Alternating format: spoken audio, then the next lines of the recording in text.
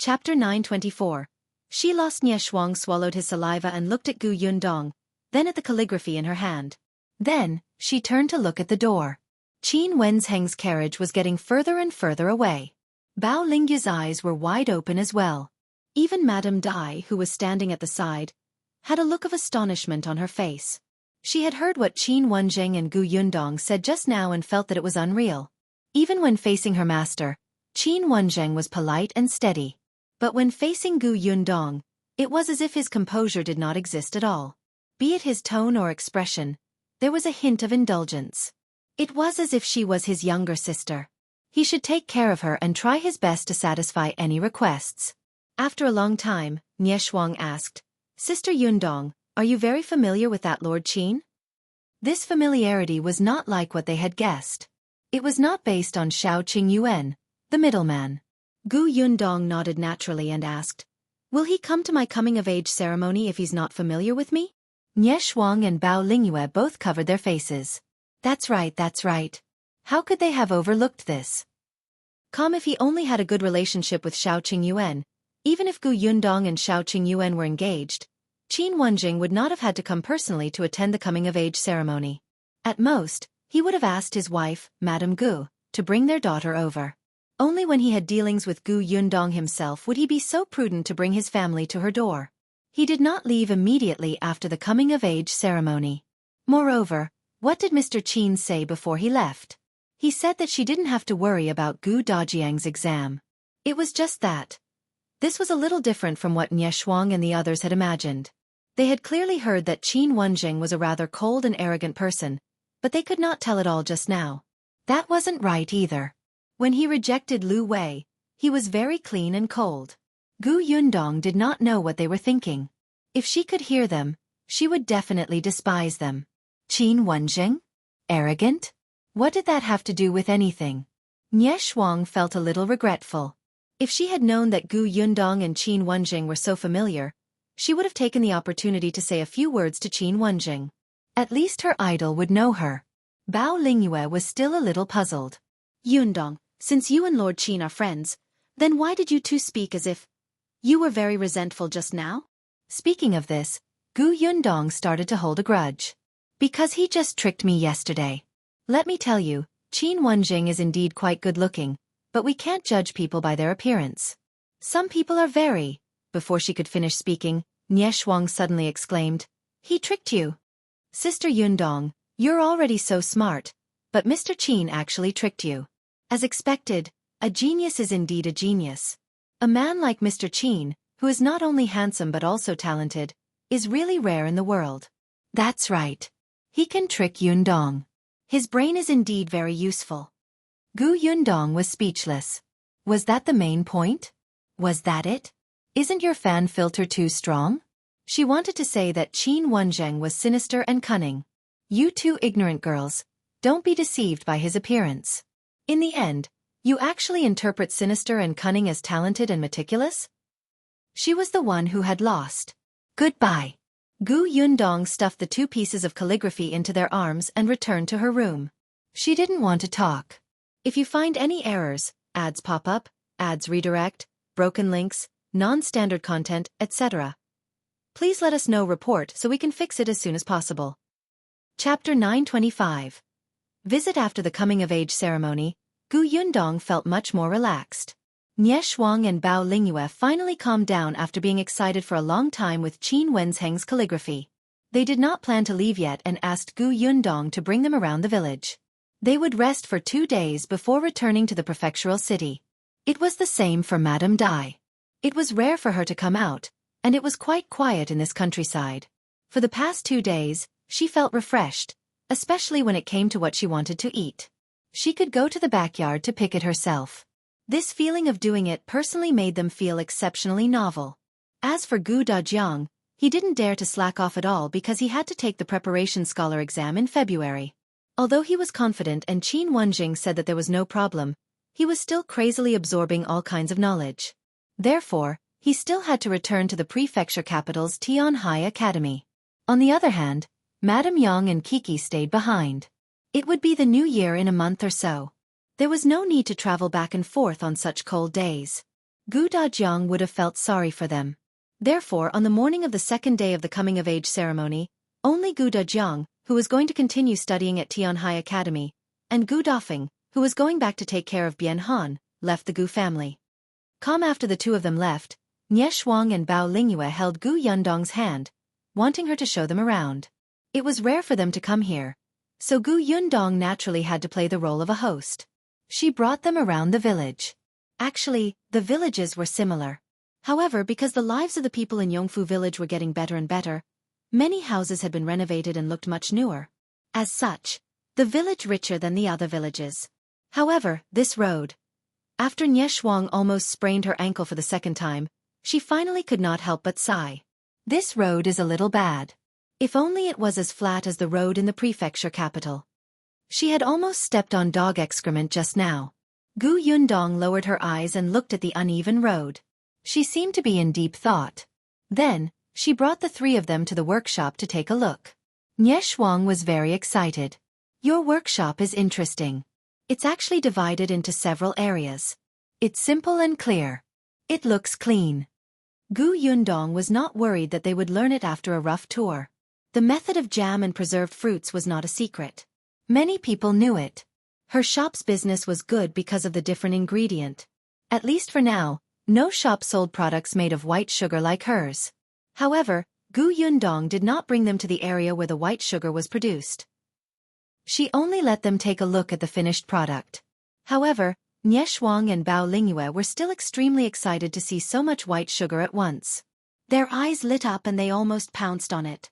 Of course, they also had white sugar at home, but there was very little of it, unlike here, where there were piles of it. After visiting the workshop, the three of them were very satisfied. After staying in Yongfu village for 2 days, Nie Shuang and Bao Lingyue even wanted to enter the mountains, but were firmly rejected by Gu Yundong. What mountain? They could sprain their ankles just by walking along the village road, yet they dared to enter the mountains?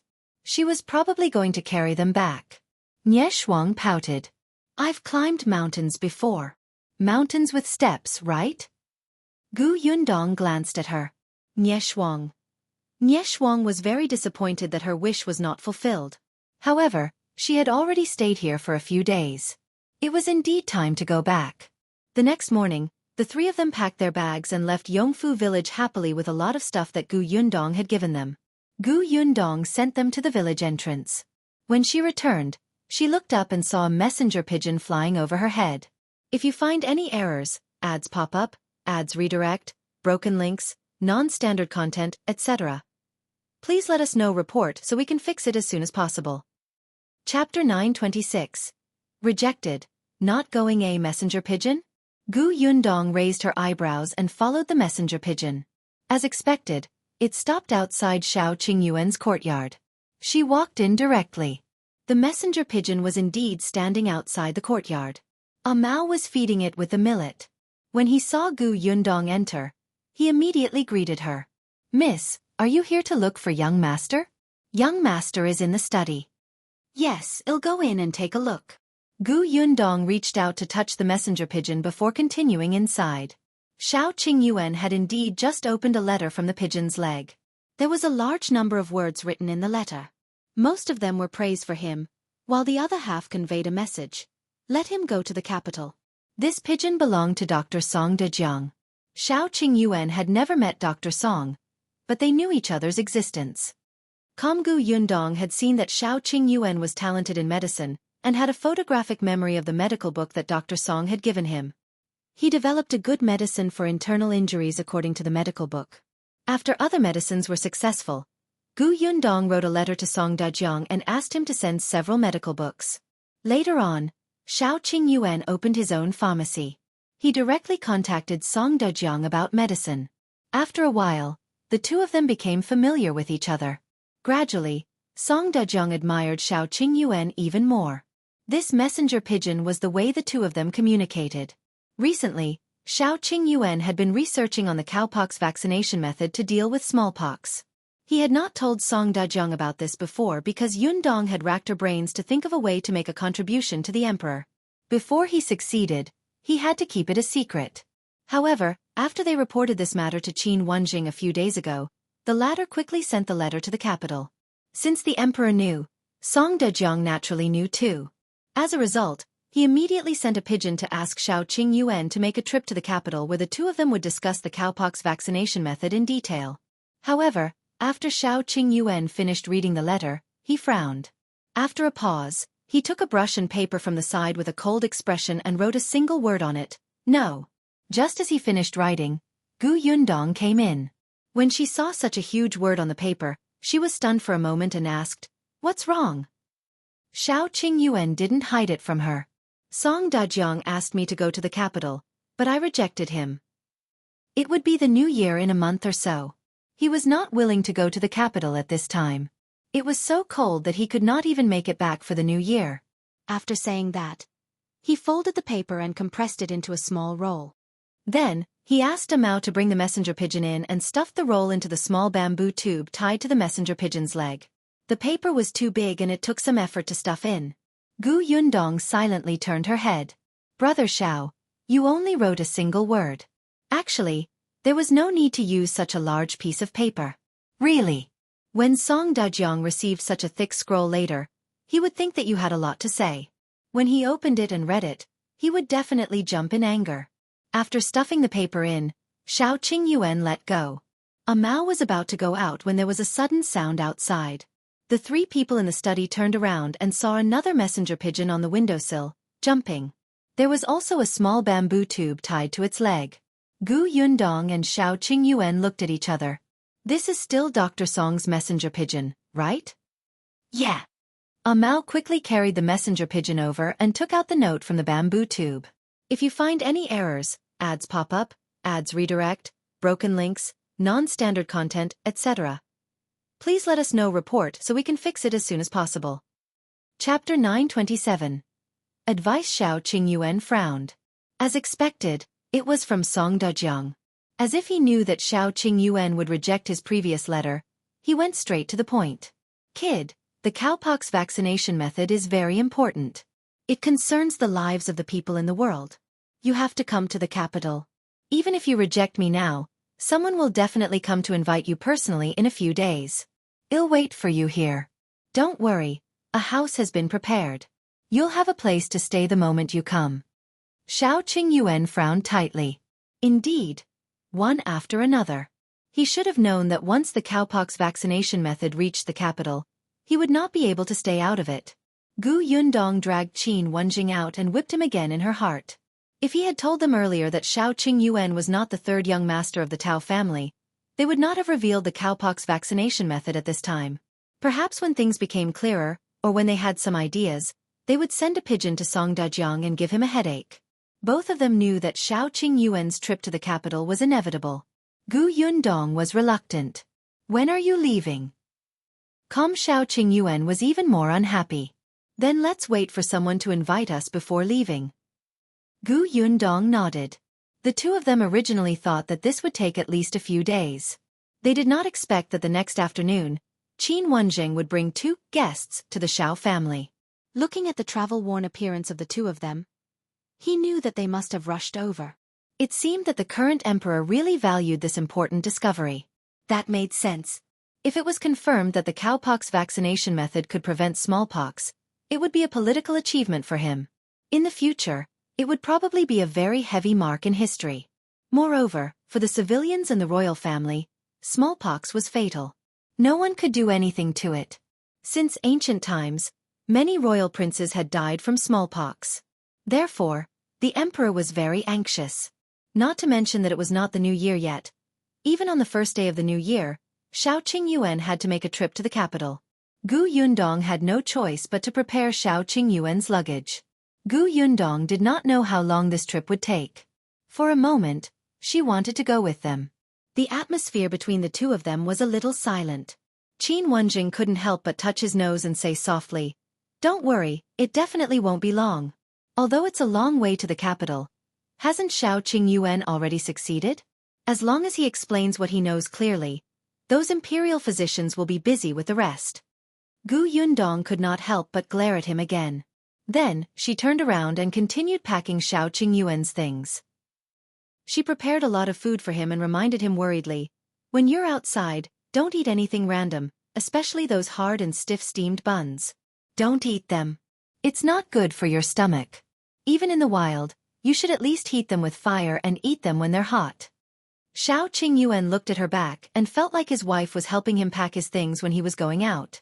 Hearing her voice, even his heart felt warm. Also, you have to be careful. Bring your bow, arrow and dagger with you. Didn't you get some poison and knockout powder? Remember to keep it well. If you encounter someone with good martial arts, fight if you can. If you can't, use the poison. If the poison doesn't work, escape quickly. In short, your life is most important. Qin Wenjing couldn't stand it anymore. They were only going to the capital, not to participate in the martial arts conference. Shaking his head, he quickly left.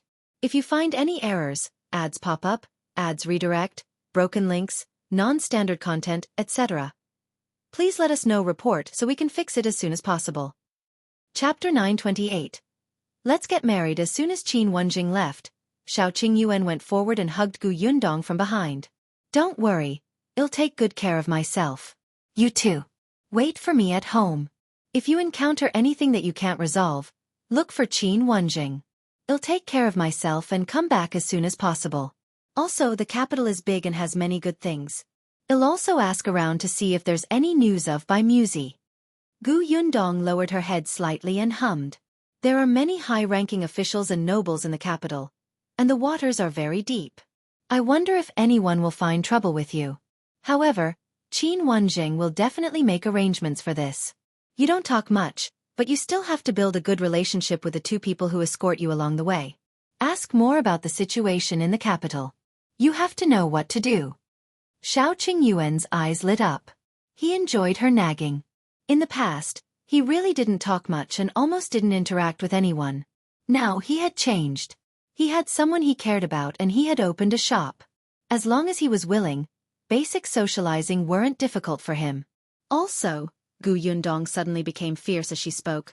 I heard that the women in the capital are very bold. When they meet a good-looking man, they can't help but give him a pouch or a handkerchief. There are also those who are shrewish and snatch others. You have to protect yourself, understand? You're not allowed to flirt with anyone. Qin Wenjing was an example. How popular was he back then? It was said that he even had a few bumps because of the pouches that were thrown at him. In her heart, Xiao Qingyuan was much more handsome than Qin Wenjing and was very eye-catching. Xiao Qingyuan turned her around, held her face, and kissed her heavily. His eyes were filled with smiles. Okay. Gu Yundong pursed her lips and could not help but laugh. By the time he was done packing, Xiao Qingyuan had 2 big bags. He did not know what Gu Yundong had stuffed into them, but they were bulging. One could tell that it was a lot. Gu Yundong thought that it was too little. It was a pity that he did not have a spatial storage.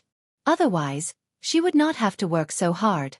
After everything was prepared, the few of them rested in the Xiao house for the night. The next morning, Xiao Qingyuan brought a Mao and left with the people from the capital. The Gu and Zheng families had woken up early to send him off. Even Kiki was rubbing her eyes in Madame Yang's arms. She waved at Xiao Qingyuan and said in a childish voice, Brother Xiao, have a safe trip. Kiki will miss you. Xiao Qingyuan nodded and scanned everyone's faces. Finally, his eyes landed on Gu Yundong. I'll be back as soon as possible. Gu Yundong nodded. Xiao Qingyuan took a deep breath and did not say anything else. He led the horse to the entrance of the village. The rest of the Gu family sent them off at the entrance, but Gu Yundong walked a few more steps and only stopped at the village entrance. Seeing that Xiao Qingyuan was about to mount his horse, she suddenly said, Wait. Xiao Qingyuan was stunned and came back. What's wrong? Gu Yundong looked behind him. Mao was a sensible person. The other two also understood and immediately retreated a distance, leaving them alone. However, one of them reminded him, Young Master Xiao, make it short. We have to set off as soon as possible. Xiao Qingyuan nodded. Got it. After the 3 of them were far away, Gu Yundong took a deep breath and looked up at him with a smile. When you come back from the capital, well, get married. Xiao Qingyuan widened his eyes and looked at her in disbelief. What did you just say? If you find any errors, ads pop up, ads redirect, broken links, non-standard content, etc., Please let us know report so we can fix it as soon as possible. Chapter 929. Something's wrong. Gu Yundong pursed her lips and repeated, when you come back, we'll get married. All right. Xiao Qingyuan's eyes seemed to be emitting light. It was so intense that it almost swallowed Gu Yundong. He reached out and hugged her tightly. This is what you said. Don't go back on your word. I'll come back as soon as possible. Okay, be careful. Mao, who was far away, widened his eyes. Quickly split up. It was fine if they were hugging at home, but this was outside, and it was in the village. There were people coming and going at the entrance of the village. You would probably be drowned by saliva. He quickly turned his head to look left and right.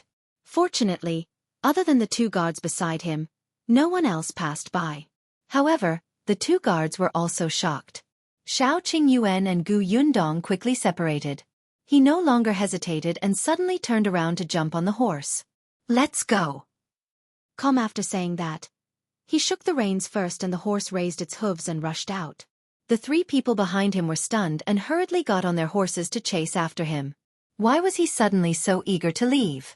Wasn't he reluctant to leave just now? Gu Yundong was still standing at the entrance of the village, watching the few of them walk further and further away until they completely disappeared. After a long time, there were already villagers walking back and forth around her. They even greeted her. Only then did Gu Yundong move her stiff body and turn to walk into the village. She was still not used to returning to the Gu house. A few days ago, there were still many people at home. Father, eldest aunt, Madame Dai, and the others had all left. Even Brother Xiao had gone to the capital. Gu Yundong suddenly felt empty and uncomfortable. Big Black limped out and rubbed against her calf. Gu Yundong reached out and patted its head. You're quite energetic now. You're wild every day. But you have to stay at home for the next period of time. Brother Xiao has gone to the capital, and no one will bring you into the mountains to play. Big Black wasn't used to coming to Yongfu village at first. Even after its leg was cured, it still looked tired all day. Later, Xiao Qingyuan saw that it had completely recovered, so he led it into the mountain. After returning, it was very excited and wanted to run into the mountains every other day. Xiao Qingyuan didn't have that much time and could only bring it there occasionally. However, Big Black slowly adapted to life in the Gu family. In addition, the Gu family's food was good. Yunshu and Yuanji liked it very much. They would leave a portion of delicious food for it and take it out for a walk at night. Big Black was limping now, but its fur was black and shiny, and its eyes were sharper. It looked very energetic. Big Black seemed to understand Gu Yundong's words. It made a whimpering sound, but no one knew if it was sad or regretful. Gu Yundong smiled and led it into the house. After Xiao Qingyuan left, Gu Yundong was really depressed for 2 days. She felt that something was wrong. In the past, when she wanted to talk to him, it was as if she could see him the moment she turned around. He was almost everywhere. Now, it took her a while to realize that he had gone to the capital. He was probably still on the way, right? Gu Yundong patted her face and did not think about him for the time being. She had her own things to do, which were also important. Early that morning, Gu Yundong put on her clothes and cloak and strode towards the village chief Chen Liang's house. If you find any errors, ads pop up, ads redirect, broken links, non-standard content, etc., please let us know report so we can fix it as soon as possible. Chapter 930. Buying land and building roads. The weather was cold and there was nothing to do in the fields. Chen Liang did not want to go out either. Now that Niu Dan was going to the county city to study on the Gu family's carriage, there was no need for him to wake up early in the morning to take him to school. This made him feel much more relaxed. When Gu Yundong came in, he was warming himself in front of the brazier and talking to Madame Zhou, who was doing needlework. Hearing the sound, Madame Zhou hurriedly stood up and came out to welcome her. Yundong, why are you here at this time? Come in quickly. It's cold outside. Come and warm yourself by the fire. Gu Yundong smiled and sat opposite Chen Liang. Madame Zhou poured her a cup of hot tea and she placed it in her palm. I'm here to see Uncle Chen. I have something to discuss with him. What is it? Tell me. I want to buy some land at the foot of our mountain. Uncle Chen was stunned. Your house isn't big enough. Gu Yundong smiled. Of course not. Uncle Chen, You also know that I found my aunt. Their household registration has already been moved to Yongfu Village. It's just that they came late, unlike back then when we could directly be given land. So if we want to build a house, we have to buy some land, right? Chen Liang nodded. That's true. There's also my uncle. Although I haven't found him, I want to buy some land first. It'll be convenient for us to be neighbors in the future. Oh right, Shen Sitian wants to buy a piece too. The land she wants is next door to the Zhang family's house. It's not very big. Shen Sitian made a few large embroidery pieces and Gu Yundong brought them to the prefectural city to sell. Their price was quite beautiful. Hence, she had some savings now. She had the money to build a house. Gu Yundong was worried about her living alone, but that did not stop her from buying the land first. Chen Liang was speechless. Why did she buy so much in one go? When did the foot of the mountain become so popular? He swallowed and nodded silently. Sure. Gu Yundong looked at him with a smile. Chen Liang acted quickly. In the afternoon, he went to the government office to settle the matter and gave Gu Yundong the title deeds. If you find any errors, ads pop up, ads redirect, broken links, non-standard content, etc., please let us know report so we can fix it as soon as possible. Chapter 931. Chen Liang is excited currently. There were two paths from the entrance of Yongfu Village, but they were not wide. In particular, there was a stretch of road that was especially difficult to travel on. There was a small uphill and it was narrow. At most, it could only allow a carriage or an ox cart to pass. The workshop needed a lot of fruit now. Every time they transported fruits, they had to move carefully. She had learned that the carriages could pass through that road, but if they tied a basket on both sides of the carriage, it would not be able to pass. Moreover, the things in the carriage fell easily. Once they fell, they would be snatched back by the children in the village and dispersed. Every time the fruits were transported back to the village, it was when the children were the happiest. Everyone followed behind and stared eagerly, hoping that the fruits would fall to the ground. There were also villagers who were very dissatisfied with the fact that the Gu family's carriages and carts often passed by their houses. They said that the horses peed on the ground and the stench was overwhelming. Of course, these people did not dare to say it in front of her, but they muttered behind her back, making Father Tong, who often drove the carriage, furious. His horses did not poop or pee in front of other people's houses at all. This was slander. But no one believed him. So even if Gu Yundong wanted to build this road, there was nothing she could do. She could not tear down someone else's house and widen the road, right? Chen Liang also felt that it made sense. He nodded and said, "It's indeed not suitable. If you build the road from the Gu family's workshop to the village, how do you plan to do it?" Chen Liang asked. Gu Yundong had considered this and discussed it with Tong Ping and the others. The Gu family's workshop is also at the foot of the mountain. I want to build it straight. However, in this case, we either have to pass through two fields or pass through the He family's backyard. I'm wondering if I can negotiate with the He family. Madame Zhou found it strange. Why didn't you choose those two fields? Gu Yundong did not say anything. Chen Liang glanced at her and said, "Think about who owns those two plots of land." The Li family. That's right.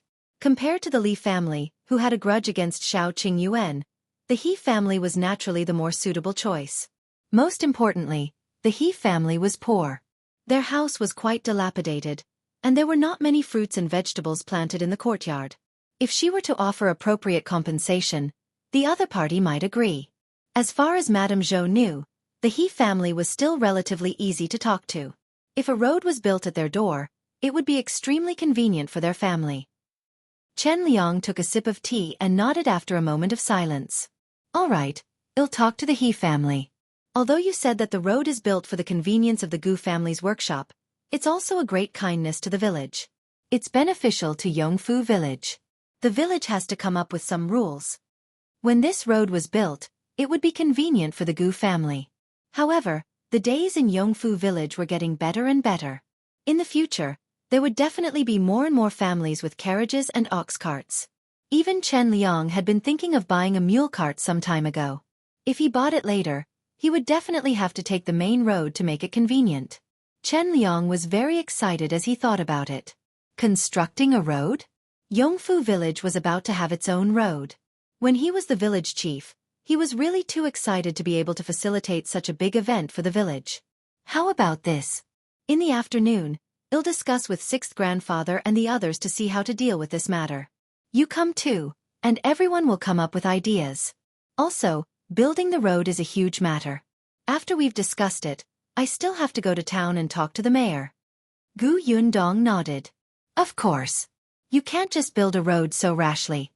Chen Liang paused and suddenly remembered that she had bought several foundations yesterday. If you find any errors, ads pop up, ads redirect, broken links, non-standard content, etc., please let us know report so we can fix it as soon as possible. Chapter 932. You cunning girl. The way Chen Liang looked at Gu Yundong changed instantly. He pointed at her. All right, you cunning girl. Gu Yundong looked innocent. What's wrong with me? I didn't do anything. She smiled and stood up. Then I'll have to trouble Uncle Chen for the rest. I'll go back first. Shall I wait for good news from Uncle Chen? Go, just go. Chen Liang was a little vexed and did not want to see her. The corners of Gu Yundong's mouth curled up slightly. She bade farewell to Madame Zhou and turned to leave the village chief's house. As soon as she left, Madame Zhou, who was confused, could not help but ask, "What did you mean just now? Why did you scold her out of the blue?" When did I scold someone? Chen Liang suddenly raised his head and asked in shock. Who did he scold? Why didn't he have any impression of it? Madame Zhou pointed at the door. Didn't you just say that Yundong is very cunning? Isn't she cunning? Chen Liang said. She said that she wanted to build a road for the village today, but she bought a few pieces of foundation yesterday. Madame Zhou looked confused. Chen Liang felt even more vexed and could only explain. Think about it. The road she mentioned is built from the foot of the mountain to the entrance of the village. It's the closest to those foundations. Just wait. When that road is built, if anyone wants to buy a foundation in the future, most of them will choose that area. If more people choose this, won't the price of the foundation increase? Everyone in Yongfu village was living a good life now. As far as he knew, there were a few families who wanted to buy another piece of land to build a house because they had too many people in the house and couldn't expand it in their original location. Madame Zhou understood now and immediately clapped her hands. Io, isn't that so? Husband, let's hurry up and buy a piece of land over there while everyone doesn't know about this. If you find any errors, ads pop up, ads redirect, broken links, non-standard content, etc., please let us know report so we can fix it as soon as possible. Chapter 933. The He family's request. It was a big deal to build roads in the village. Chen Liang was the village chief, but he had to discuss it with the respected elders in the village. Other than the 6th grandfather, there were also a few families with great seniors. Everyone sat down and discussed this matter. When they heard that they were going to build a road for the village, these elders were all excited. There was nothing they did not agree to. Even if there were difficulties, it was fine. He just had to overcome them. The Gu family had already given them so much convenience. They could solve all the other small problems. Everyone reached an agreement without any objections. When Chen Liang came out of the 6th grandfather's house, his face was slightly red. Without delay, he went to the He family's house again. The He family did not have a strong presence in Yongfu village because of their remote position. Although it was not at the foot of the mountain, it was at the edge. There was a large field behind the house, so it was inconvenient to go out. There were a total of 4 members of the He family. He Shanchuan and his wife had a few-year-old son and a mother. He was not in good health. She could only lie in bed for 2/3 of the year, especially when the weather was too hot or cold. She took medicine all year round, so the He family could not save money. He could only stay at home to take care of her child and mother-in-law. Then, she would clean up at home, plant some vegetables, and do some embroidery work. Only He Shanchuan was busy with the work in the field. The family was diligent and managed to make ends meet, but they were really poor. When Chen Liang came to explain the situation to the He family was stunned. Was he going to tear down their courtyard? Chen Liang was afraid that they would misunderstand, so he hurriedly said, "Of course, it's not for free. The village will definitely compensate you. You can think about it carefully and see what you need. If it can be done, the village will definitely satisfy you. If it can't, well, think of another way." Chen Liang had discussed with the elders that it was only right for the village to provide the compensation that the He family needed. He Shanchuan's family fell silent. Chen Liang looked at the head of the family and said, "We also know that you can't bear to part with it. It's a pity to tear down this courtyard. However, it's a big matter in the village after all. I also hope that this road can be built. When the time comes, it'll be convenient for your family to go out. Of course I won't force you. If you're really unwilling, we can expand the field to the side." "I agree." As soon as Chen Liang finished speaking, He Shanchuan looked up. The rest of the He family looked at him in surprise. Chen Liang's face immediately lit up. "You're really willing? Then, what compensation do you want?" "I want a foundation at the foot of the mountain, mister," he said. Chen Liang was speechless. He looked at him strangely. He did not expect the guy to make such a request. "I don't need it to be too big. Just twice as big as this courtyard will be enough." Since it was compensation, this request was not too much. However, Chen Liang was a little curious. "What do you want that foundation for? Your family has money to build a house now?"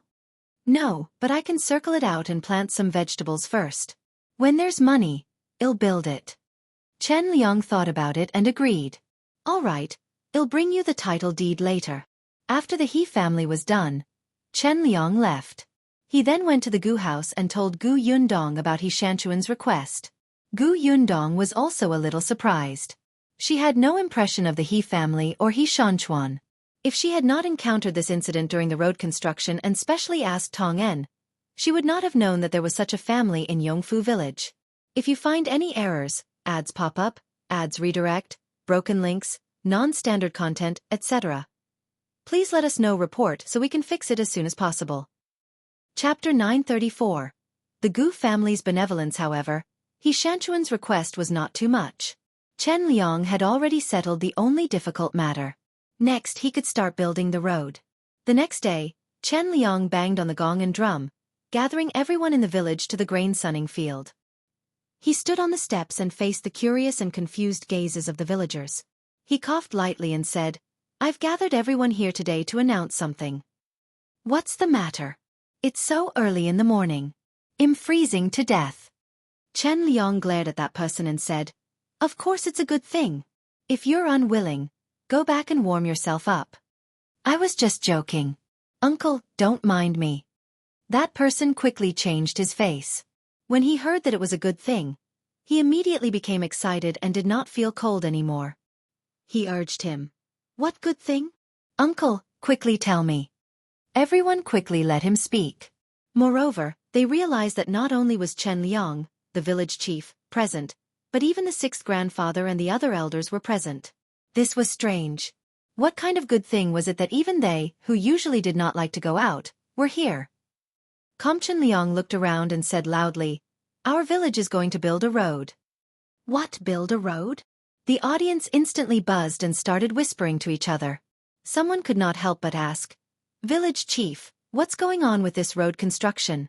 Is the government doing it for our village? Who's paying?" "That's right. Do we have to send one person to work from each family? Is there any salary?" "I won't go without a salary. We have a lot of work to do." Everyone had different thoughts. In this day and age, when it came to building bridges, roads and dams, the first thing they thought of was forced labor. The late emperor was muddle-headed and tyrannical. The people who suffered were the commoners. The current county magistrate was not bad, but the previous county magistrate was not a good person. Many people in their village died from exhaustion during forced labor. Therefore, everyone was very resistant to building roads. Chen Liang saw that the villagers' thoughts were all crooked and hurriedly said, "Everyone, calm down first. This road is not ordered by the government. It's the Gu family's benevolence. They paid to build a road for our village." The grain sunning field was indeed silent. Everyone looked at Gu Yundong, who was standing not far from the village chief, in disbelief. The Gu family was going to pay for it? Everyone's eyes lit up. Since the Gu family was paying, it was definitely not forced labor. "Io, wasn't that a good thing?" Someone asked anxiously, "Gu girl, how do we build this road? Can we build it at our door? Let me tell you, the road outside our house is full of potholes." When it rains, if we step on it, half of our shoes will sink in. Gu Yundong glanced at that person. Oh, wasn't she the auntie who said that Gu Yundong's carriages passed by their house to poop and pee? You really have the cheek to say that. However, before she could say anything, someone immediately replied, "What's there to build at your door? Didn't you hear what the village chief said? We're going to build a wide road. The path in front of your place is so narrow. How can it be considered a road? Unless your house is torn down." Why not? Our family's path can still allow the carriage to pass. The Gu family's girl's carriage often passes by our door. Our family's road is the main road of the village. It has to be done. As she spoke, she became a little smug. Gu girl, since you're so generous and benevolent, why don't you tidy up the outer wall of our house while you're building the road? Chen Liang frowned and regretted what he said just now. If you find any errors, ads pop up, ads redirect, broken links, non-standard content, etc., please let us know report so we can fix it as soon as possible. Chapter 935. No. Unrighteous Gu Yundong and Chen Liang looked at each other before walking up the stairs. The moment she went up, it was instantly quiet below. Then, everybody heard her clear voice. The road I want to build is indeed a main road. At the very least, it can accommodate 2 carriages to pass through at the same time. Therefore, it won't be fixed on the original road. It will be a new one from the foot of the mountain to the village entrance. Everyone was stunned. A new one? Someone was dissatisfied. The road from the foot of the mountain to the entrance of the village had nothing to do with them. They didn't pass by there when they left the village. Some people quickly realized that the Gu family's house was at the foot of the mountain. Wasn't this convenient for her family? What kind of benevolence was this? Gu Yundong listened to them. On the other hand, Chen Liang's forehead was covered in sweat. Damn it. He had been too full of himself just now. Unintentionally, he had set up a trap the Gu girl. Gu Yundong, on the other hand, was very calm. She knew Chen Liang's intentions. He wanted her to have a good reputation and increase her prestige. Calm Gu Yundong appreciated Chen Liang's kindness, but her thoughts were different from Chen Liang's. She did not need such prestige. In fact, such a reputation was a burden to her. Others would think that she had done a good deed and accept it as a matter of course. In the future, they would use other things to kidnap her morally. It was better to make everything clear. In any case, those who were smart would naturally be grateful to her when they experienced the benefits of the main road in the future. Those who wanted to take advantage of you and felt that you had not given them enough benefits would only push their luck and use your benevolence label to restrain you. Once you were a little unbenevolent, it would be wrong. Hence, she made it very clear. Since I'm the one paying to build the road, I'll naturally decide where it will be built. If I pay and work to build the road myself, and someone says that my horse shouldn't take that road and dirty the road, then I'm probably a fool, right? Someone laughed out loud. Many people knew who she was referring to. The woman who had been clamoring just now was furious, but she really did not dare to argue with her in front of Gu Yundong. After all, Gu Yundong's brutal manner of attacking without any explanation was too memorable. Gu Yundong continued, I'm not afraid to make it clear. This road is built to make it more convenient to travel. Of course, I won't stop everyone from walking just because I paid to build the road. If everyone feels that it's more convenient to walk on the main road, then take the main road. If you feel that it's not time-consuming to walk on the small road, then take the small road. It's just an additional road that will make it more convenient for everyone to drive ox carts, donkey carts, and carriages in the future. Someone thought, hey, isn't that so? Our family is planning to buy an ox recently. It will definitely be comfortable to drag the cart on the main road in the future. That's true. In the past, when we were pulling the cart to transport food, we kept bumping obstacles on the village road. It was too strenuous. Then when I go to the foot of the mountain to pick up firewood in the future, won't I be able to carry it directly to the village entrance from the main road? Yundong, is the main road straight? Will it take many turns? Gu Yundong replied with a smile. No, it's just a straight road. That's great. Heh, our family is planning to buy a donkey cart. With the main road, I won't have to worry about my driving skills being bad. The discussion below was turning for the better. Although there were still some voices that made people uncomfortable, Chen Liang still heaved a sigh of relief. Gu Yundong waited for everyone to finish talking before continuing. Next, I need to hire 20 people to build the road. Anyone who is interested can sign up at the village chief's place. If you find any errors, ads pop up, ads redirect, broken links, non-standard content, etc., please let us know report so we can fix it as soon as possible. Chapter 936. A letter hire? That was money. This was the real benefit that could be seen in front of him. Soon, the dissatisfied voices disappeared. Even the auntie who had been against Gu Yundong from the beginning immediately wanted to sign up for her son. She could not wait to ask, how much is the salary for a day?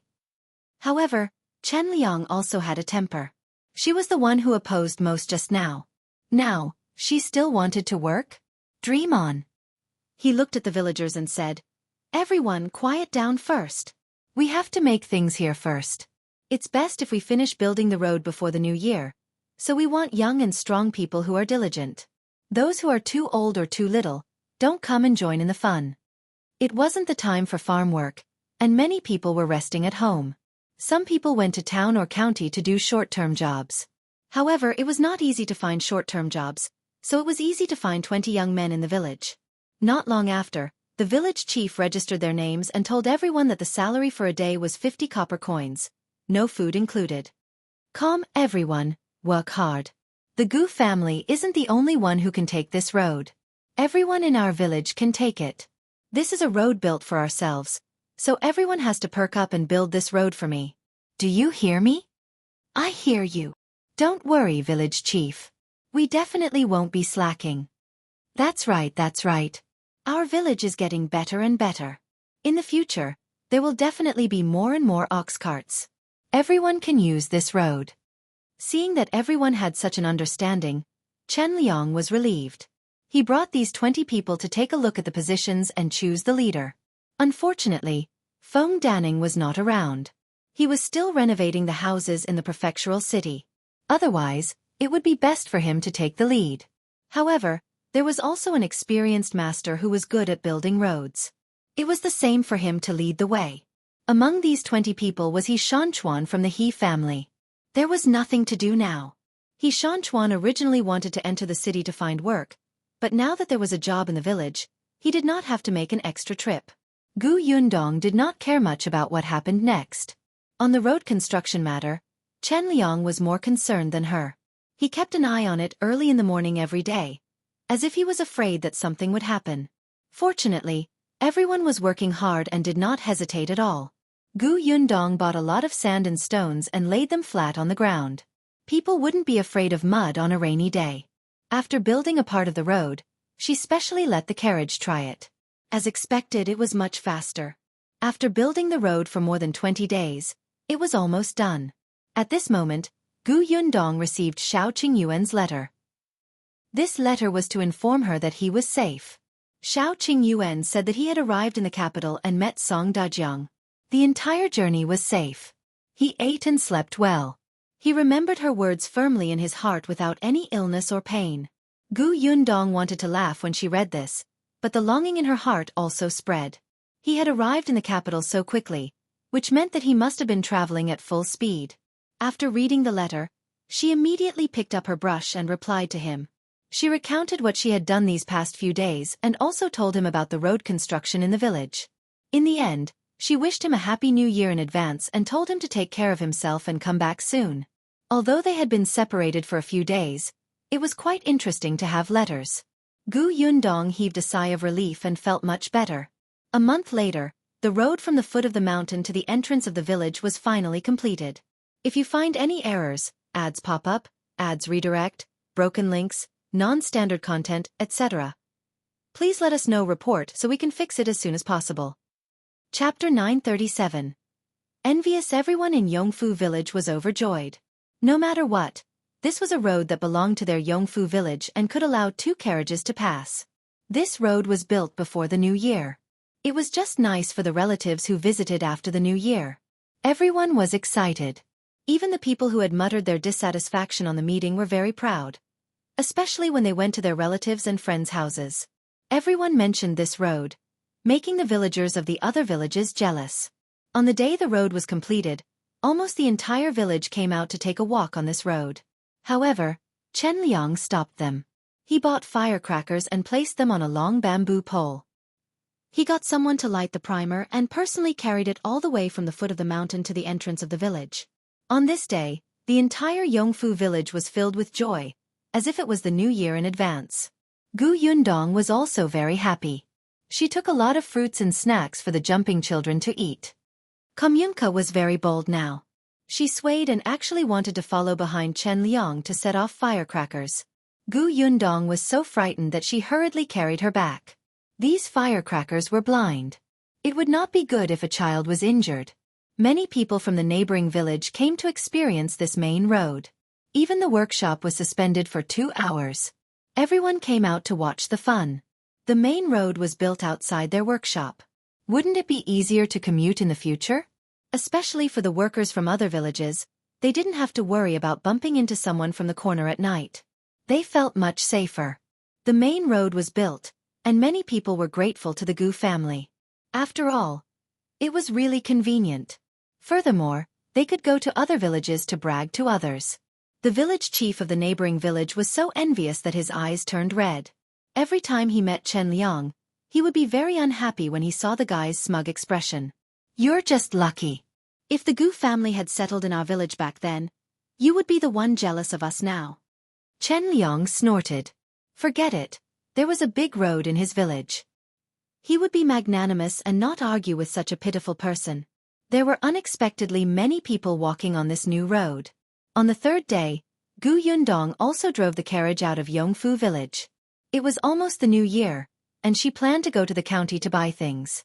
Also, now that there were more people in the workshop, she had to buy New Year presents for everyone. The county city was lively again. The streets were filled with joy, and many stalls had already begun to sell couplets. Gu Yundong looked away. There were 3 scholars in her family now. It was easy for them to write couplets. Her father would be back in a few days. It would be the same if he wrote them then. As she thought about it, she decided to buy some red words. Tong Shui Tao came out with her. The two of them parked the carriage at Gus and shopped. When it was almost noon and their hands were full, they returned to Gus and put the things in the carriage. Gu Yundong clapped her hands. "Let's go eat first. We'll continue watching after that." "Okay." The two of them were about to walk out when Zhuangzi hurriedly said, "Boss, you guys rest for a while. I'll go straight to Jinxiu restaurant and bring the food back. There's no need to trouble yourself." Gu Yundong nodded and Zhuangzi left in a hurry. After a while, a few voices suddenly came from the shop outside. Gu Yundong and Tong Shui Tao looked at each other. It did not sound like Zhuangzi. If you find any errors, ads pop up, ads redirect, broken links, non-standard content, etc., please let us know report so we can fix it as soon as possible. Chapter 938. Embezzlement? Gu Yundong lifted the curtains separating the shop and looked out. It was indeed not Zhuangzi's voice. At this moment, in the shop, other than the shop assistant, Chen Jinkai, there were 2 people standing in front of him. A man and a woman. Oh, and 2 familiar faces at that. Gu Yundong, who was about to go out, stopped in her tracks and looked at the situation in the shop silently. This man and woman were Chen Yulan and Wu Chong. The last time she heard from Ye Shuang and the others that these 2 people had appeared at Chen Liang's door, she told Chen Liang about the matter. Chen Liang snorted and said that he would pretend that he didn't know. After that, she didn't hear any news of the 2 of them going to the Chen family. She didn't expect them to come to Gus. Chen Yulan had a smile on her face. She looked at Chen Jinkai ingratiatingly. "Brother." Chen Jinkai frowned. "Why are you still here?" Updated by NOVG. Ko Wu Chong pursed his lips and didn't say anything. He stood at the side with his hands folded. Only Chen Yulan smiled dryly and said to Chen Jinkai, "Brother, have you considered what we talked about last time?" "Consider." Chen Jinkai sneered. He felt that it was unbelievable. "I remember that I rejected you at that time. When did I say that I would consider?" "Big brother, don't say that. We really have no choice. The Wu family shop doesn't have much business now. If this continues, it will close soon."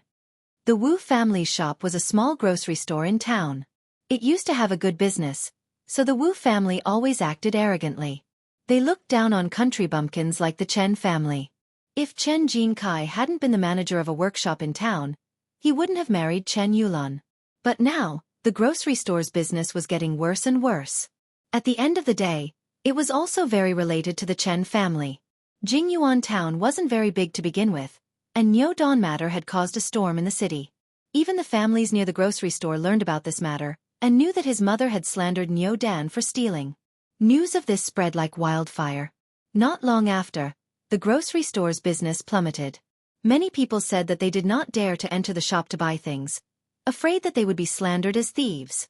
As it happened, a few days ago, there was another grocery store that opened opposite Wu's. That family was good at doing business. In contrast, almost no one entered the Wu family's shop. During this period of time, the Wu family had been eating their old money. They did not have any income from the shop, and the entire family was very worried. Then, they started to complain to each other. The house was in chaos every day. At this moment, Chen Yulan thought of the Chen family. "Brother, please help us. There are no shops in town who sell this kind of white sugar. If we get first place, our business will definitely improve. When the grocery store survives the crisis, we will definitely visit you personally to thank you, okay?" Chen Jinkai sneered. "Everyone is limited to 5 caddies of white sugar a day at Gus. As long as you take the money, I can sell it to you." Chen Yulan's face stiffened. "Brother, are you kidding me? How can 5 caddies be enough? Besides, the white sugar in your shop is too expensive. Can you sell it to us at a cheaper price? 50, 30 caddies a day? I'll buy some delicious food for sister-in-law and nephew later, okay?" Chen Jinkai was so angry that he was about to laugh. "Okay, my ass. You have a good plan. 15 kilograms a day, and you want it to be cheaper? How are you so capable? Are you asking me to embezzle the goods in the shop? If you find any errors, ads pop up, ads redirect, broken links, non-standard content, etc., please let us know report so we can fix it as soon as possible." Chapter 939. "You will be the shopkeeper." Chen Yulan laughed dryly. "Brother, don't say that. We're family. We're just helping each other. Brother, I'm your biological sister. If you don't help me, I really won't be able to live." As she spoke, sadness welled up in her heart. Tears were about to fall. "Biological sister? You still have the cheek to say that? Back then, when Niu Dan was slandered by your mother-in-law, why didn't you say that we were biological siblings? When my father came to seek an explanation, you still kept slandering Niu Dan. Why didn't you say that we were biological siblings? Let me tell you, our families have long cut ties. Let alone biological siblings, we won't even be strangers in the future." For a moment, Chen Yulan was embarrassed by his scolding. Her face turned pale, and there was a faint anger rising in her. However, when she thought of her current situation, she suppressed it ruthlessly. On the other hand, Wu Chong, who had been silent all this while, snorted coldly and said to Chen Yulan, "I knew it was useless to beg him, but you just didn't listen and insisted on coming over to get scolded. Don't you see that he's just a small shop assistant? He's just an errand boy who carries goods. There's a rascal shopkeeper above him. What can he do? What dare he do?" Chen Jinkai suddenly looked at him. "Yes, you're right. I'm just a little buddy. I can't do anything. So please don't come to my door again in the future. Hurry up and leave. Get lost. Get lost. Don't appear in front of me in the future." With that, he pushed the two of them out. Chen Yulan still wanted to say something, but Chen Jinkai didn't give them a chance at all. His face was full of impatience. However, just as the two of them were about to be pushed out of the door, Zhuangzi returned. Updated by NOVG. Kohi was still holding a food box in his hand. When he saw the three of them, he was stunned for a moment. Then he frowned and said, "Chen Jinkai, what's wrong with you? Who asked you to chase the guests away?" Chen Jinkai stopped in his tracks. Even Gu Yundong raised her eyebrows.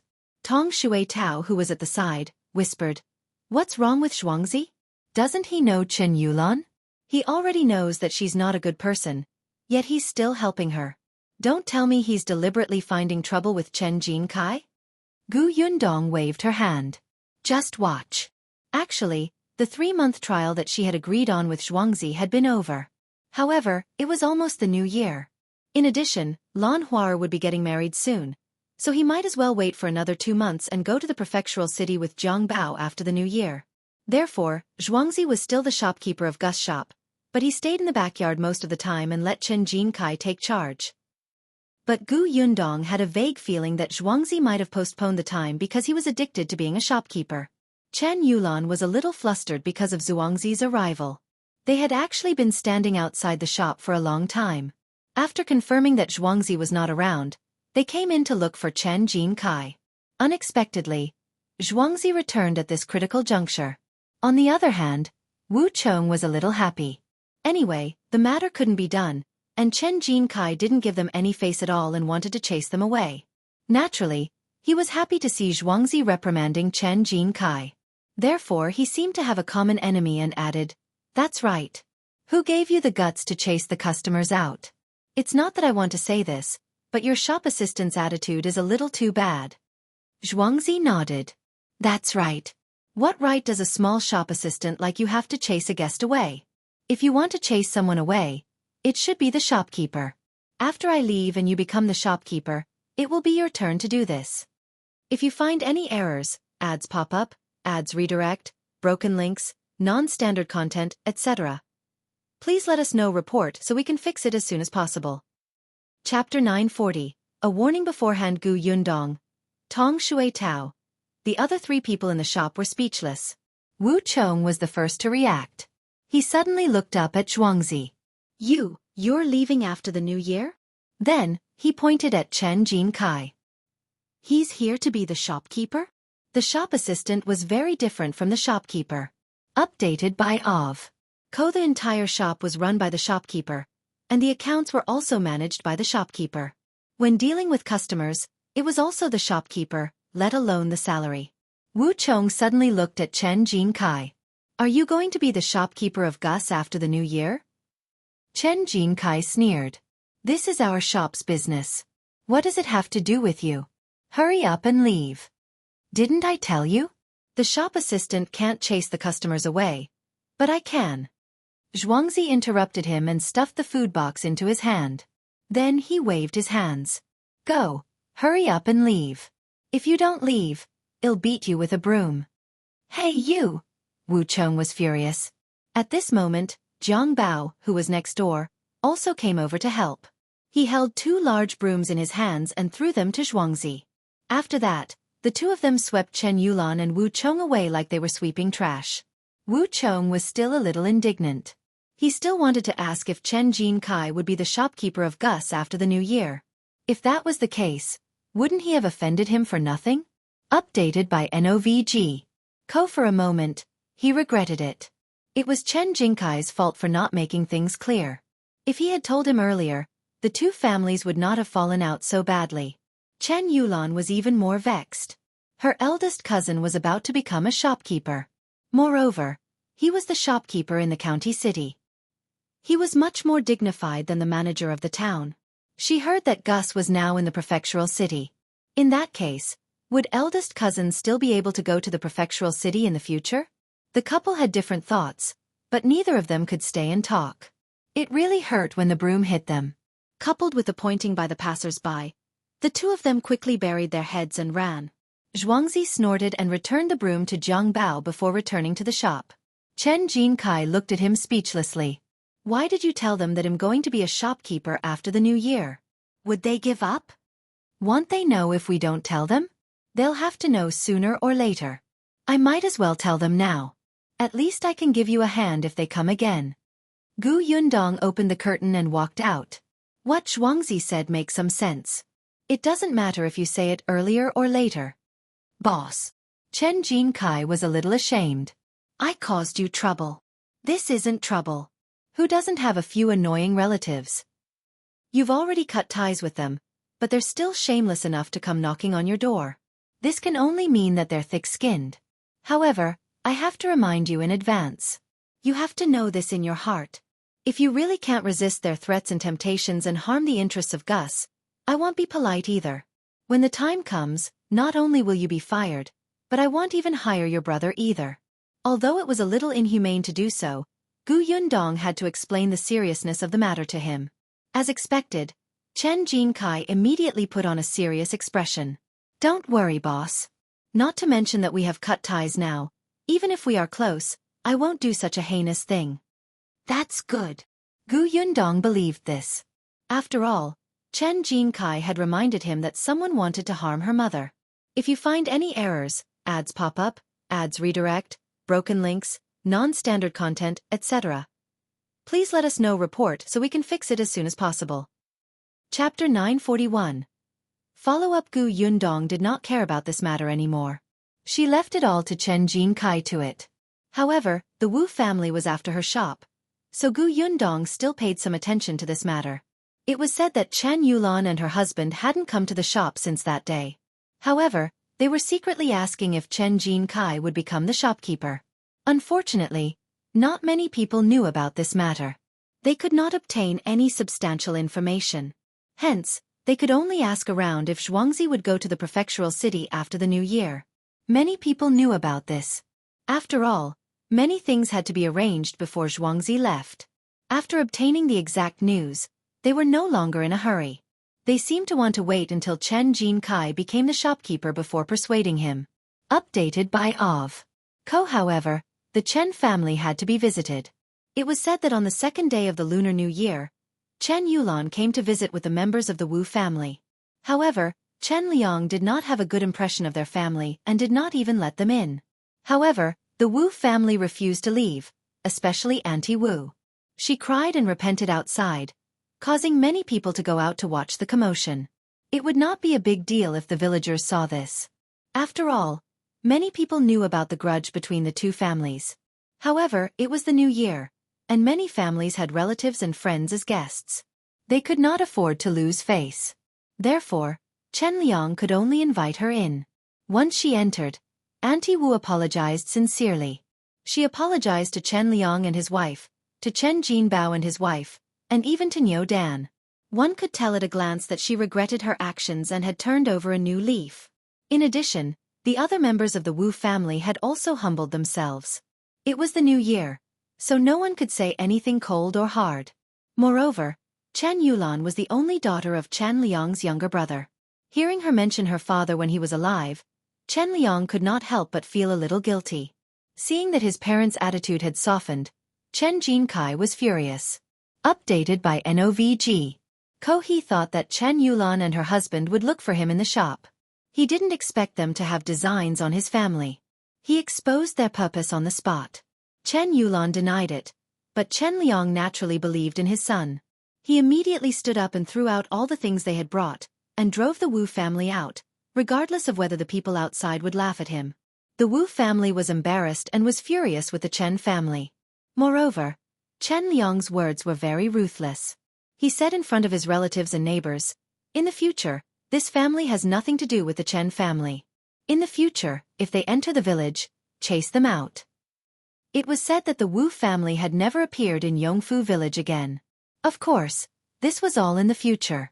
At this moment, Gu Yundong and Tong Shui Tao were still resting in the shop. After lunch, they went to the street to buy things again.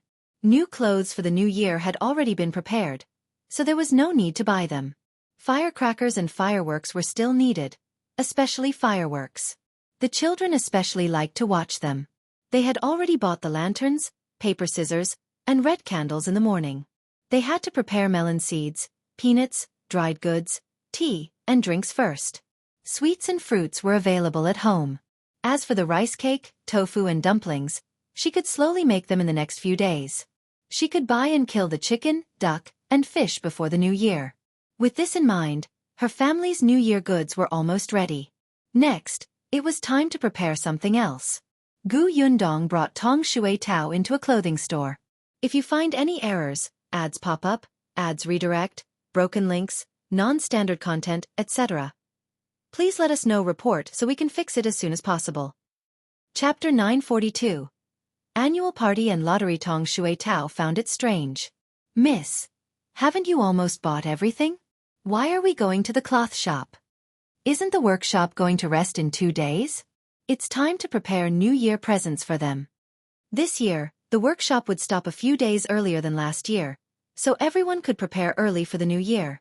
After all, There were many workers in the workshop this year and they were busy all day. There was enough stock, so it did not matter if they were given a holiday a few days in advance. Tong Shuai-Tao was enlightened. That's right. Last year, Miss also sent a large cart of New Year goods. She had heard that many people in the workshop were looking forward to this day. They were already secretly guessing if she would continue to distribute meat and cloth this year. Updated by OV. Especially the newcomers this year. They were all asking the short-term workers last year. But Mississippi. Tong Shuai-Tao suddenly frowned and said awkwardly, will it still be a big piece of pork for each person this year? But it's already afternoon, and there's not much meat at the meat stall. Our workshop has more than 100 people. There's no hurry.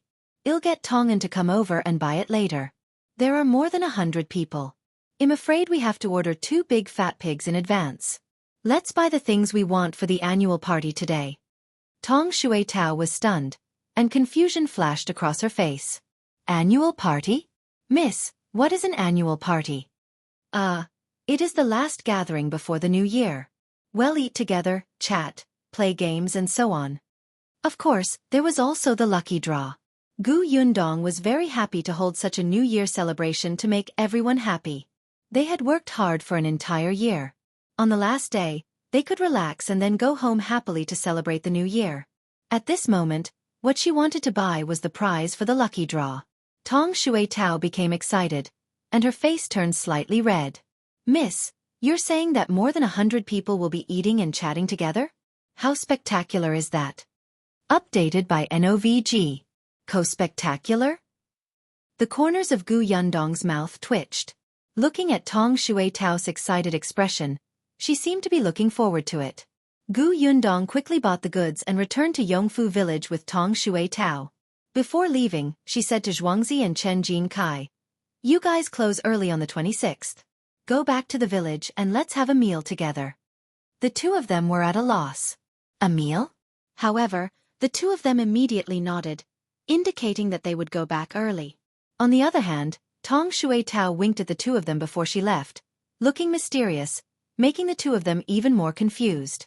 The carriage quickly drove into Yongfu village. With the new road, it was much easier for the carriage to travel. There were still many people on the road. The road had been built for a few days, but the villagers still seemed to have not walked enough. They had to pass through this road no matter where they went. It did not matter if they took a long detour. Gu Yundong did not know whether to laugh or cry. She did not look at the people outside anymore and hurried home to unload the goods. The next day, the Gu family started making rice cakes.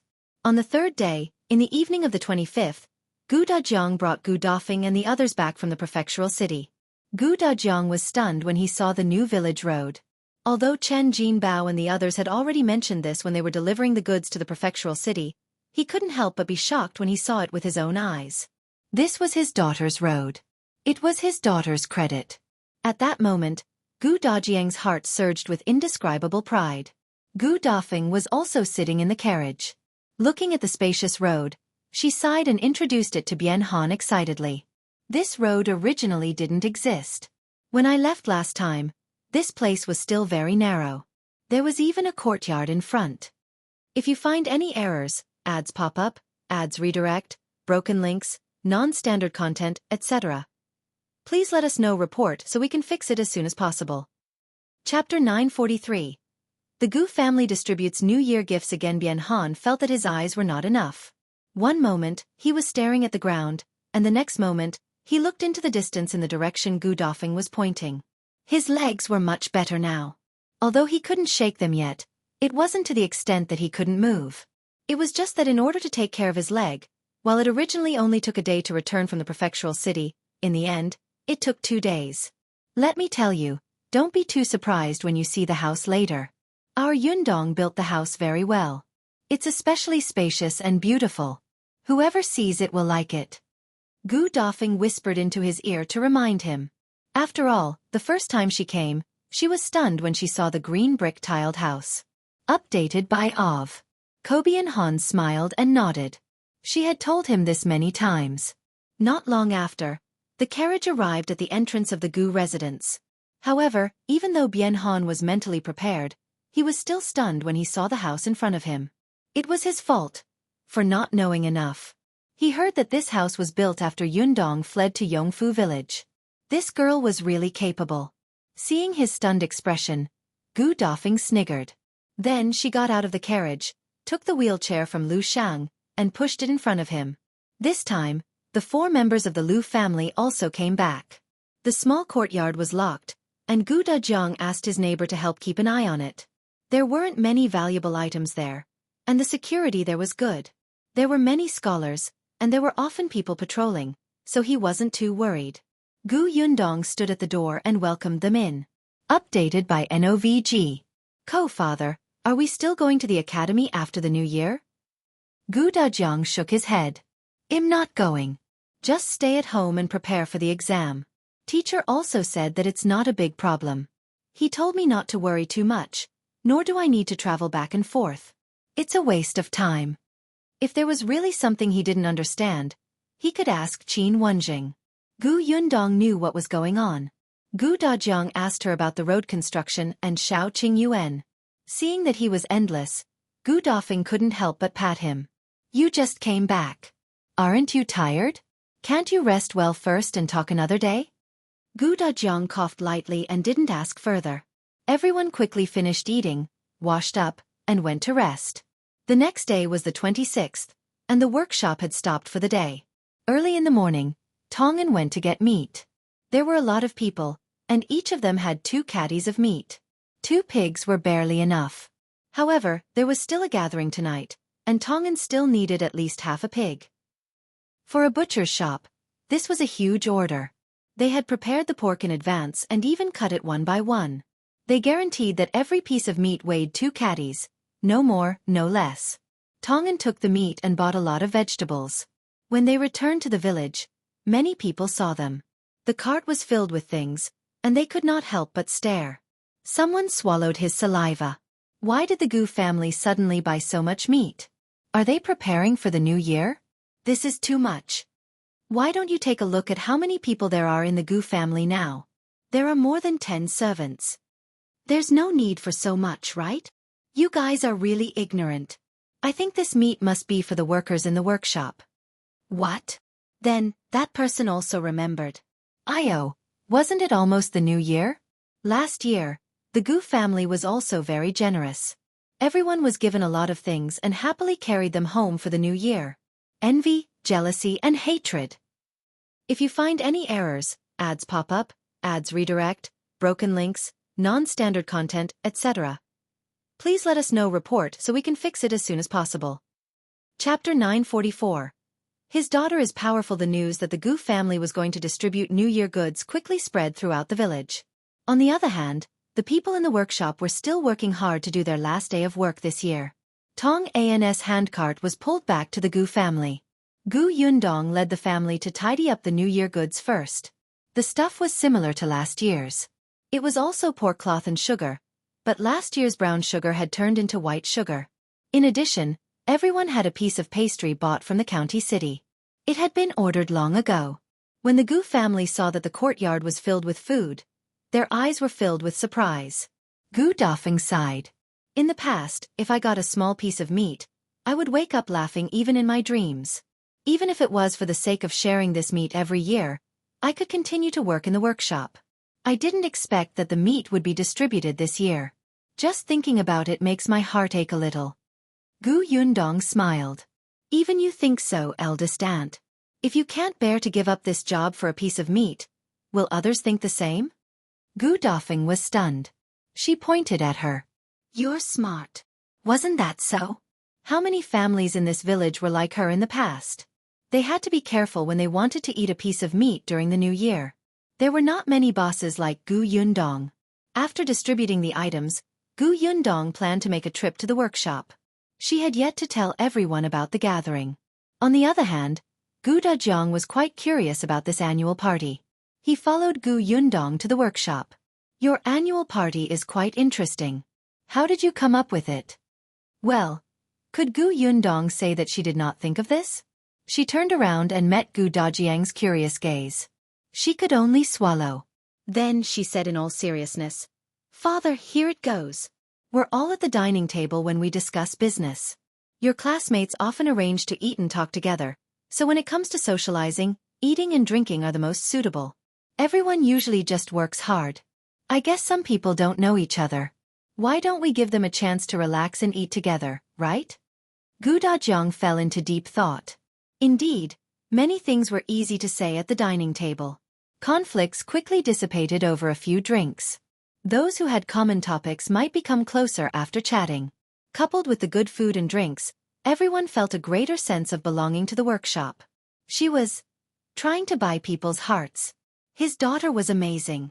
Gu Yundong did not know that he was thinking so much. As the two of them spoke, they arrived at the entrance of the workshop not long after. As she had already told everyone that they would stop working at the 26th this year, there were not many fruits and sugarcane left in the workshop. He estimated that they could stop work at noon. When Gu Yundong and his father came in, everyone stood up. "Master Boss, why are you here?" Someone's eyes lit up. Today was the last day. Were they going to give out New Year goods? But when he saw that there was no cart behind Gu Yundong carrying things over, he was immediately disappointed. Perhaps there were too many people this year. However, it didn't matter. It was understandable. After all, the New Year goods distributed by the Gu family last year were good stuff. If everyone was given a piece this year, it would cost a lot of money. Gu Yundong waved her hand and asked the people who were temporarily free to come over first. She waited until they were close before she spoke. If you find any errors, ads pop up, ads redirect, broken links, non-standard content, etc., please let us know report so we can fix it as soon as possible. Chapter 945. They are all jealous, there shouldn't be much to do, right? I think it should be done after noon. How about this? After everyone is done, let's clean up the workshop, okay? All right, someone immediately replied loudly. Even if boss doesn't say it, we'll clean everything up before going back. Boss, don't worry. In fact, they still wanted to work. They had heard that there was an additional salary these few days. It was just like Zhuangzi and Chen Jinkai in the county cities Gus. During the new year, the shop could not be closed. After all, they sold sweets and other things. Business was good during the new year, so the two of them would take turns to run the shop. However, their salary for the few days was also calculated separately. It was much more than usual. Many people in the workshop were envious. Unfortunately, the workshop was on holiday.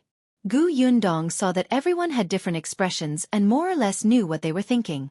She immediately found it funny and continued, "After cleaning up, send some people out and borrow 10 tables from each family.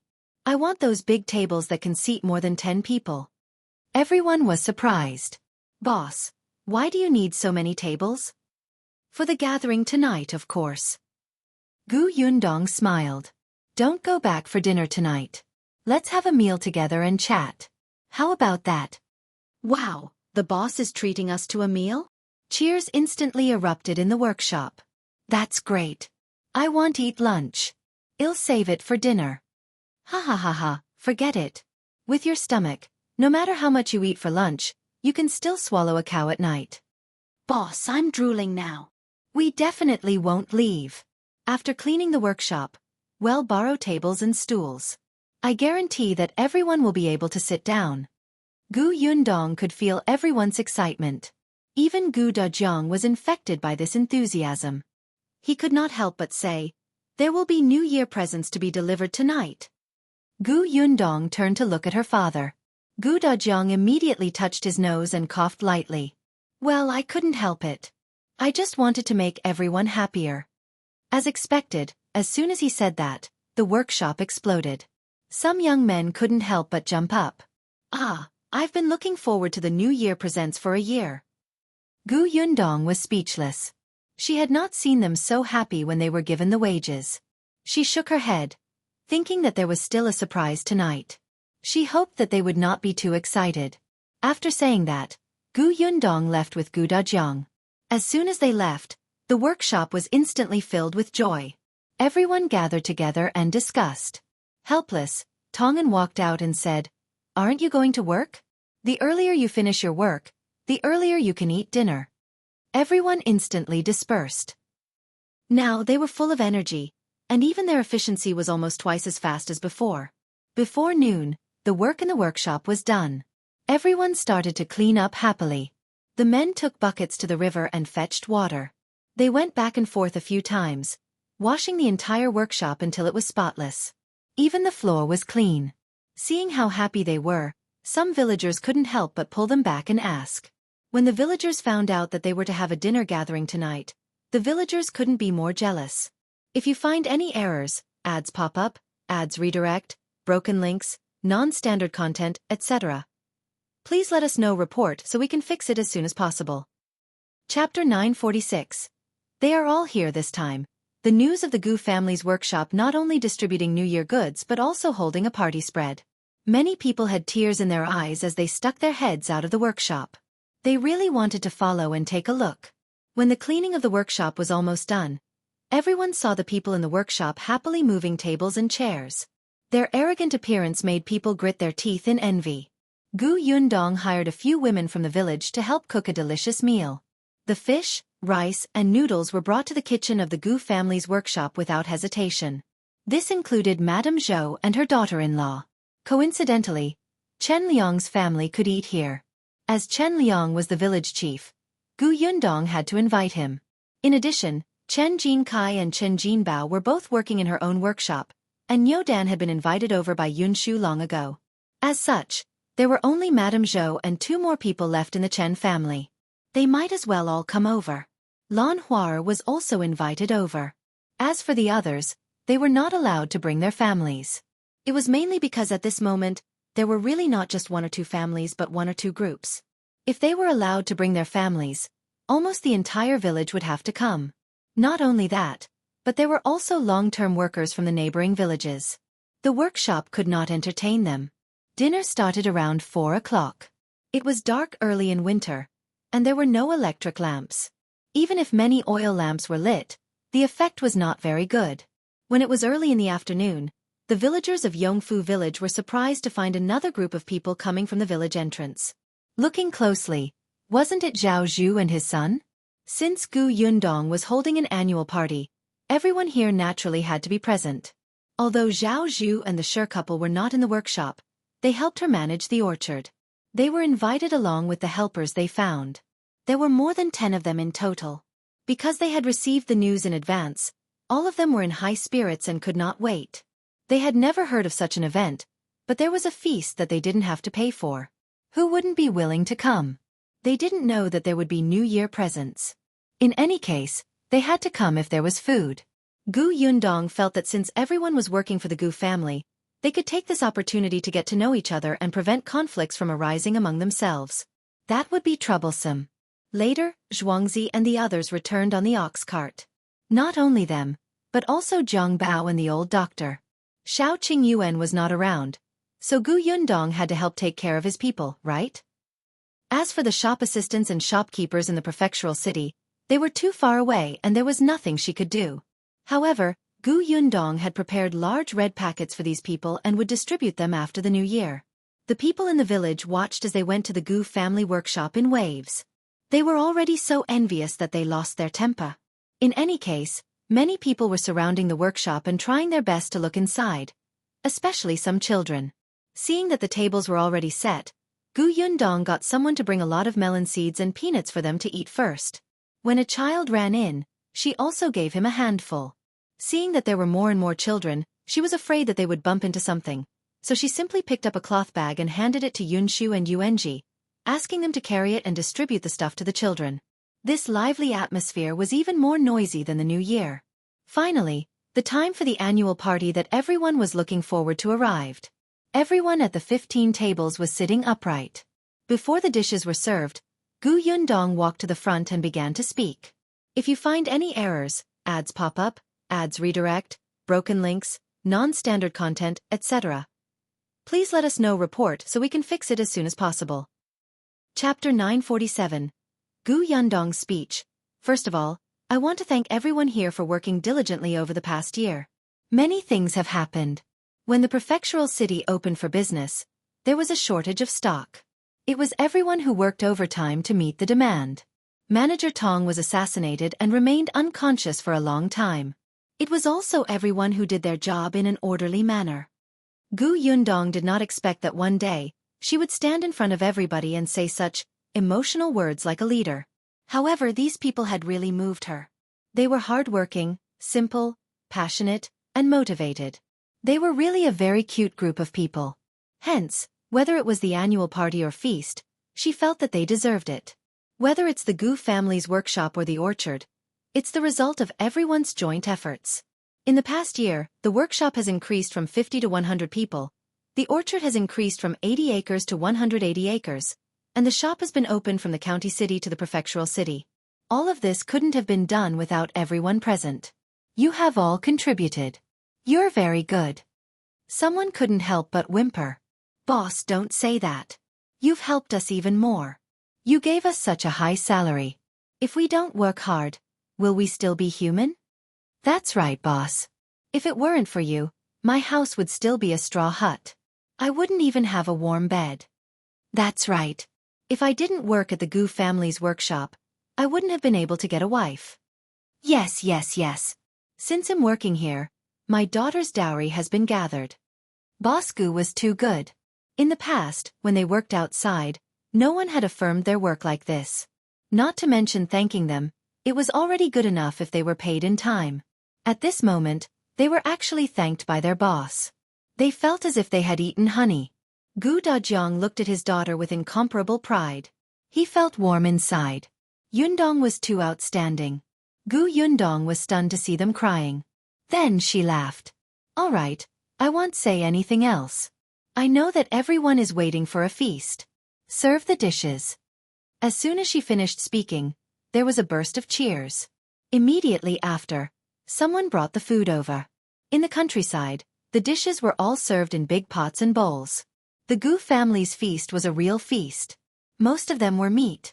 As soon as the food was served, the workers pounced on it like wolves and tigers. Each of them picked up 2 pieces of meat, and the bottom was quickly revealed. On the other hand, Gu Yundong's table was much more refined. Gu Dajiang drank with Chen Liang. Both of them were slow-witted. They could drink for a long time after filling a glass. Bian Han's leg was still injured and he couldn't drink, so he chatted with him. Madame Yang and Gu Yunka were the happiest.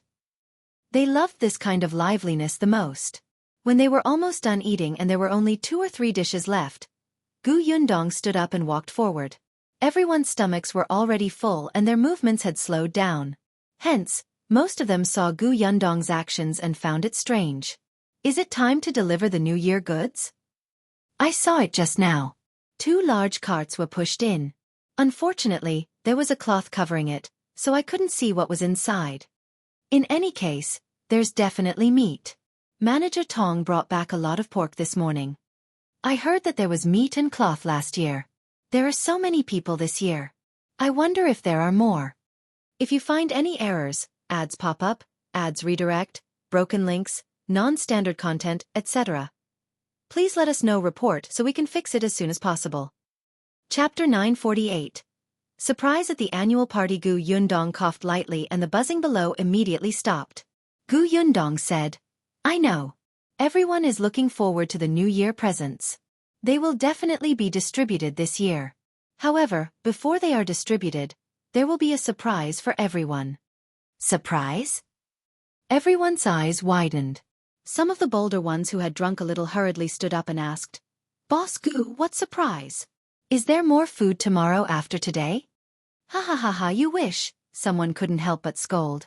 Gu Yundong also smiled. It's not good to have fish and meat every day. The surprise I'm talking about is this. As she spoke, she glanced at Tong Shui Tao, who immediately handed over a wooden box. Everyone looked confused. A wooden box? Could it be that there was something good inside? However, the wooden box did not look big or heavy. What was inside? While everyone was guessing, Gu Yundong had already spoken. There are notes inside. There are words written inside. Now, it's up to your luck. Whoever draws the note with the first, second, and third prizes will be rewarded. Wow! There was an uproar below. A lucky draw? There was actually a lucky draw? This was really a surprise. A huge surprise. All right, now Shui Tao will carry the box to every table. You just have to sit in your seats. When the time comes, You just have to reach in and pull out a note. There are a total of 15 rewards this time. 2 for the first prize, 5 for the second prize, and 8 for the third prize. With that, Tong Shui Tao carried the wooden box to the first table. The first person was stunned for a moment until someone pushed him. He suddenly came back to his senses and quickly reached in to take out a note. The second person rubbed his hands, closed his eyes and muttered, "Bless me for winning, winning, winning." Then, with an expression that said he was ready to die, he reached his hand in. The people behind also looked like they were praying to God and Buddha, hoping that they would win. Even if they couldn't win the first prize, they could at least win the second or third prizes. Everyone drew a note, but no one opened it first. It was as if they would be lucky if they did it late. Even when Tong Shui Tao returned to Gu Yundong's side, the people below did not stop buzzing. "Take a look at yours and see if you won any prizes." "Why don't you look at yours? Yours first, then mine. Come on." Gu Yundong waited for a long time but did not see these people open the note. She immediately held her forehead. "It's getting late. Are you sure you won't open the note until tomorrow?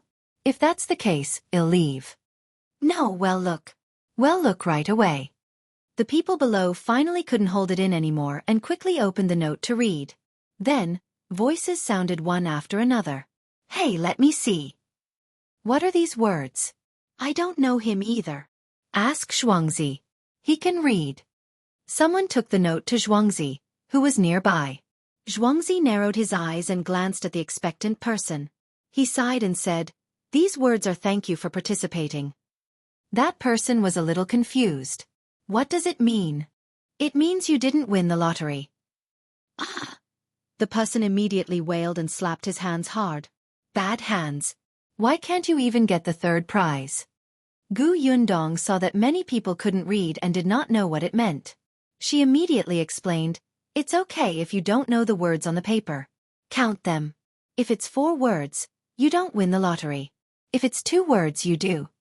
If you find any errors, ads pop up, ads redirect, broken links, non-standard content, etc., please let us know report so we can fix it as soon as possible." Chapter 949. What's the prize?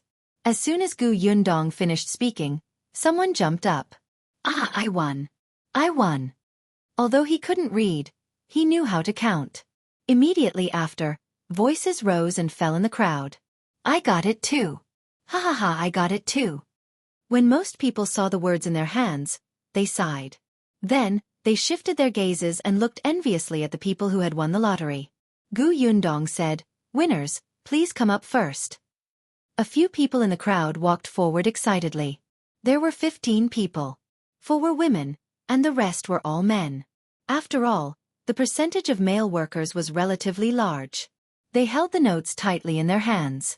Their faces were slightly red from excitement, and their eyes were strangely bright. They handed the notes to Tong En and asked him to tell them the prize they had won. After all, they could not read. It just so happened that a woman and a man won the first prize. The woman was from the neighboring village. It was said that her family was in trouble, and her 4 children were crying for food. The oldest was only 11 years old. The man in the family was not in good health, so he could only do some simple work. Later on, this woman entered the Gu family's workshop and got paid. Only then did her family's life gradually improve. She did not expect her luck to be so good that she won the first prize. Someone said softly, "Mrs. Sun's bitter life has finally come to an end. Ever since she entered the Gu family's workshop, her luck has also come." Gu Yundong thought that Mrs. Sun would definitely like this prize.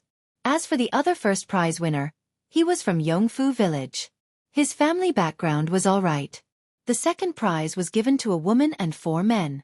One of them was Zhao Zhu, and another 2 were from the neighboring villages. The remaining man and woman were from Yongfu village. The remaining 2 women and 6 men won the third prizes. Some were from Yongfu village and some were from the neighboring villages. These 15 people were all very excited. Even someone as steady as Zhao Zhu clenched his fists tightly. Gu Yundong got someone to bring everything up. "Next, let me tell you what the prizes are." She lifted the cloth on the first pile, revealing what lay beneath. "This is the third prize. There's not much. I hope you like it." Everyone leaned forward and saw boxes on the ground. Inside were cinnamon, red dates, peanuts, melon seeds, and other snacks. Everyone could not help but widen their eyes. This was quite a lot.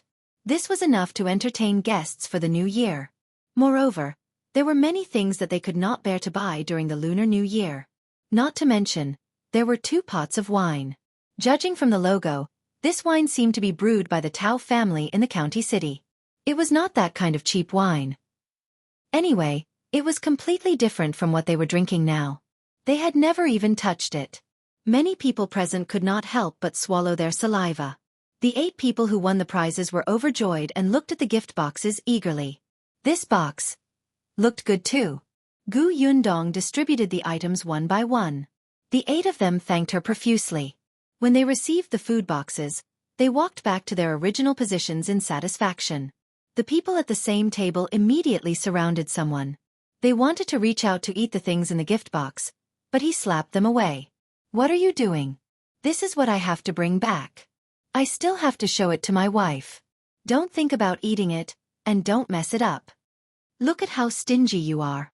The person beside him snorted and continued to look ahead. There were so many delicious food for the 3rd prize. He wondered what the 2nd and 1st prizes were. He was so looking forward to it. If you find any errors, ads pop up, ads redirect, broken links, non-standard content, etc., please let us know report so we can fix it as soon as possible. Chapter 950. 2nd prize. The people sitting below were all very curious and urged him. Gu Yundong did not keep them in suspense. She got someone to remove the cloth on the 2nd pile.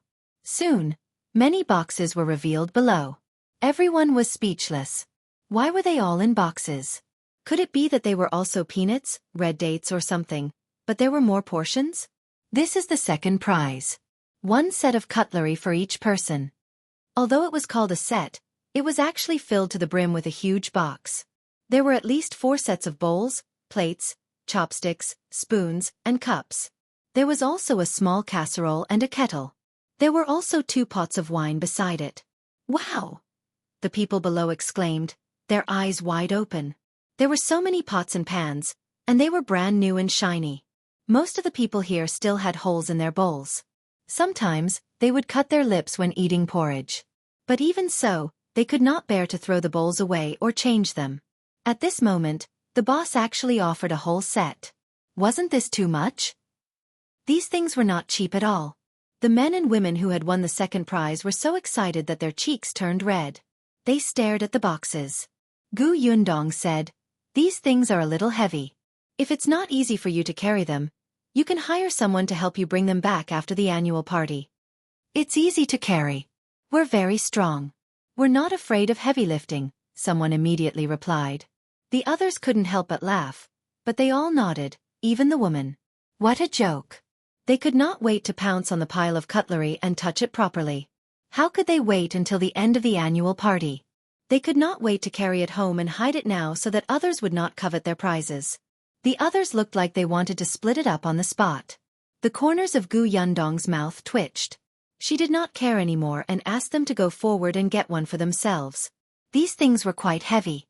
In addition, the wooden box containing the cutlery was not light either. If she distributed them one by one, she would probably die of exhaustion. However, the people who won the prize were not afraid of getting tired at all.